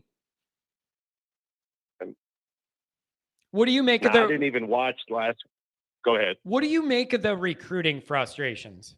Are these being overblown, or is this something you're worried about? What do you make of it? No, we just had another kid decommit. And I think unless they can drastically change the season around, I see more, decommitting. I mean, why go to Notre Dame for those high academic standards? You freeze your ass off in the late fall and winter. I mean, that's tough. If you're not winning, it's tough. I get and that. You're not winning. Yeah. That's the other thing. Yeah, I get it. We don't have a home field advantage. We play better on the road than we do at home. I went to the USC game last year, and I'm like you, I freak out when Notre Dame is kicking themselves in the ass. And I mean, the fans around me, I felt like I was at a tennis game, and they're freaking out looking at me. I'm like, we're at a football game. If I can't act that way here, where can I? Yeah. It's like, well, and especially that game, it was a night game. We were still in the mix. Like, there was some juice to that game. I was at that game too. There was loose. That was the juice. That was the light show game in between the third and fourth quarter. Like, if you couldn't get any juice in there for that, when would you? Oh, so do we get it done? Do we get it done tomorrow? They seem to cheer more during the old highlights. I think who was there? The receiver for the Steelers. I think he was there that night. Oh, and they were Claypool. And they cheered more. Claypool, yeah. They cheered more for that shit than they did what was actually going on in front of them. It's like, I don't know. Yeah, I know. It's frustrating as hell. It is. I know. So what happens tomorrow, man? Do you see Notre Dame grinding it out and it's ugly, but at least we limp into the bye with the win, or does this trend the other way? Well, after the Marshall game, I couldn't even watch the Cal game. My son was, he was out in the garage and in the man cave watching it. And I came out at the end, and he thought they won, or he thought that Notre Dame got that last touchdown to put them up. Yeah. And I just started laughing when it got called back. It's like, that's Notre Dame football. Of course it gets called back. Yeah, You know? that's the way it But goes. I just don't see that much out of Pine. He's too small. I think he's going to end up getting hurt. If the O-line can't block better now, of course, North Carolina's defense isn't that great, Right. but I still can't see us. I mean, like I said in the comments, I will buy a Powerball ticket if we score more than 20 in the first half, because I'm going to win because we're having a lucky day, you know. Yeah, But I mean, that's, I think it's just not a good place to be, man. I just hate that these are our discussions, but they're realistic, but it's depressing. Right. Ugh. Right. It's 2022, and I'm still punching the wall like Bob Davies, our coach. I But know. It's I see North Carolina probably going to beat us 35-28. 35-28. You're in the ballpark of my score prediction. I just would like to think Notre Dame finds a way to get the extra score somehow, maybe on defense. I don't know. But thanks for the call, my friend. Enjoy the weekend of football. Give me a call next week. Let me know what you think. All right. Have a good one, man. You too. Thanks a lot for the call. Appreciate that. Okay. I believe 919 we're going to pull up. And I think 919 I saw from the chat is a North Carolina fan. And I always want to make a priority to get anybody I know that's from the other team in, just because I think it's helpful to have their perspective of a team we don't follow every day. So let's see if that's true. It's 919. It says it's a North Carolina area code. 919, you're on the line. What's up, man? This is a North Carolina fan. Beautiful. Thanks for calling. Welcome to the show. I love having people from the other teams we play. What do you think we should know about this matchup tomorrow from your perspective? The floor is yours. I mean, I think our offense is for real, but this will really show if Drake May is what we all think he is. Going against a defense like Notre Dame, obviously, is going to be tough. And also, this is a prove-it game for the defense. Yeah. A lot of our position coaches are on the hot seat. And I think if Notre Dame lights us up passing the ball, that might be the end for Dre Bly immediately. Interesting. Like, it's been... How do you guys judge? I was struggling with this when I was doing my breakdown preview. How much do you guys judge how good Drake Mays looked versus knowing the three teams you played aren't known for having, elite Power 5 top talent? How do you weigh that? Or is it just more the way it looks, that he's a young guy you could tell is comfortable and has confidence, and you just roll with it? Like, how are you gauging that? I mean, it's been a lot of luck. I personally don't think App State's defense is that bad. So I was really impressed with what he did against App State. But Georgia State 63 is a lot, man. 63 is a lot to score on anybody, especially to Notre Dame people. That seems like it's the whole year's total right now. Yeah, well, it's you guys rough, don't bro. give up 61 in a game. So. Yeah, it's rough. That's about 4 of our games combined at this pace. But why, can I ask this, man, why is your defense struggling like this? What is going on? Do you not have the talent? Is it not being coached? Is it mental mistakes like big errors, leaving guys wide open lanes? Why is the defense this bad? There's so many reasons. Our D-line's not getting pressure with 4, and Gene Chizik doesn't like the blitz. So that's obviously an issue. And then our corners haven't looked too great, even though they were supposed to be strength of the defense. Tony Grimes is a 5-star. He's regressed since he got on campus. Dorm Duck has a foot injury, and he's been struggling all year. So it's really just been tough when our corners can't cover. Our safeties aren't known for their coverage, and our D-line can't get pressure. And the only unit that's been surprisingly good is linebackers. Let me ask you another question. How healthy is Downs? Is he back in the mix, full, ready to go? Is he going to be eased back in? What is his health status for tomorrow? I mean, he tweeted out that he's playing tomorrow, so I assume he'll be full go. Okay. And then let me also getting yeah, go ahead. We also should be getting back our number 2 receiver who's been out the whole season because he hurt his collarbone in the preseason, Antoine Green. So we'll be getting 2 receivers back. You got them coming back. Don't you have true freshman Paysauer that's been a good connection for May already as a true freshman? I've seen. Yeah, and that's a true freshman. Again, Notre Dame people aren't used to this, where you got a redshirt freshman quarterback and a true freshman receiver, and they make plays. Explain to the group what that's like.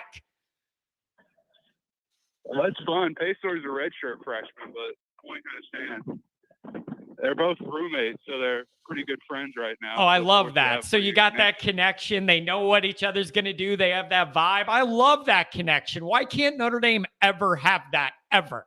Ever. Yeah, it's pretty nice to have, especially since he wasn't expected to do anything this year because obviously we have Josh Downs. So right. It's a pleasant surprise. But then you got, you know what? It ends up for next year when that, Josh leaves. Right. That's what I was going to say. That's how you have to look at that. Is it's a jump start on the future then, even if in a bad circumstance where you got to play a guy young. Let me ask this. This is an afternoon affair tomorrow. What do you expect the vibe to be like? Do you think it's going to be loud? Would it be louder if it's a night game? I'd imagine it is almost anywhere. What do you expect the vibe to be like tomorrow when Notre Dame rolls into town? I think the crowd's going to be pretty crazy. This is the first time we've had fans, and Notre Dame's coming to town since, I think, 2008. So this will be a pretty crazy game. It's been sold out for months. Student tickets are so hard to get. I think it'll be one of our craziest atmospheres in years. Wow. So that's going to be that would be intense, and that's a difficult environment for Drew Pine to try and operate. So what do you think happens tomorrow? What's your prediction? What I think happens is I think our offense will be able to move the ball. I don't know if they'll be able to finish quite as well. So I say we put up around 30 points. It's just how good our defense plays. And I don't think Pine is dangerous enough to punish our corners. So it'll look somewhat like that's perfectly fair on a higher level. Hey, that's perfectly fair. If I was you guys, I'd say that too. I'd say we're going to try and stop the run and make Pine try and throw. We don't think you can. I would try and do that too. Yeah. Yeah. My game plan would probably be load up the box and make Pine beat you. Yeah, the idea is Notre Dame people are hoping you can load up the box and they're going to be able to run it anyways. That's Notre Dame's best hope. That's what we're hoping, is that you will do that and we'll be able to move the ball anyways. Yeah, obviously if that happens, it'll be a tough game. Right. Yeah. So I don't know. It's going to be interesting. Around 31-28. Yep. Man, right in there. Who's going to make that big mistake or that game-changing play? I got to tell you, man, I really appreciate your call from enemy lines. Best of luck tomorrow and the rest of the way. Okay. Thanks for calling though. Enjoy the game. All right. You too, man. Take care. Thanks for the call. I got one more thing I'm going to yell about before we get off the air. So if you want me to ramp up one more good one, give me a minute. Line jumper, $20 donation. John, as an OSU fan, this is all too painful to watch. I actually feel for the brokenhearted. Take this $20 and start an NIL account for Notre Dame. Line jumper, I appreciate that. I don't know how far that $20 is going to get us as far as player acquisition and compensation, but I really appreciate it very much. Line jumper, thanks. Tot BTV, top of the boot. Notre Dame fans so trash. They're making friends with the opponent so they could take it easy on them when they whoop ND. Wow, slick troll, dude. You totally got me. Here's the deal. I'm running a radio program here, and I find value in having the opponent fan base feel comfortable enough to call in and actually talk about the game and not have it be immature, just crap talk, insults back and forth. I actually find a lot of value in having genuine people of the other team wanting to be in the mix and inform Notre Dame people of what's going on from their end. So if you want me to just be a jerk to everybody, wrong show. Like, I'm a jerk Of course I'm a jerk. You've all seen it, but I'm only a jerk in certain instances where it's warranted. I am not going to be a jerk to the one guy of the opposing fan base that wants to call and talk about the game. I'm just not. I'm a jerk about a lot of things. That ain't going to be one of them. I need other fans in this to give us a healthy ecosystem. I just do. But nobody can accuse me of making friends with the opponent and being too nice, okay? I have a lot of personality flaws. Being too nice to people I don't like generally isn't one of them. All right, folks. I would go longer, but I have an appointment I need to get to. There are a few people on the line. We're not going to be able to get to it. Call in tomorrow. We're doing the morning show tomorrow because I'm not going to be at the game like I was last week. 9 to 11, 312-900-8815.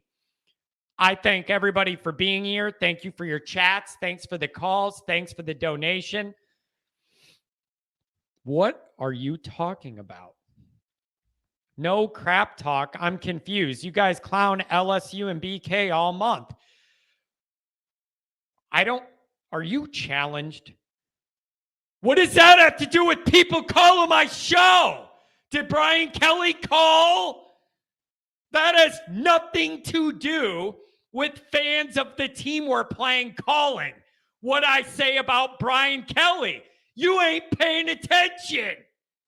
Totally different dynamic. You're not paying attention.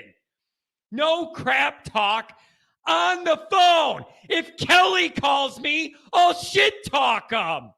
But I'm not going to crap talk a guy from North Carolina wants to break down the game from their view.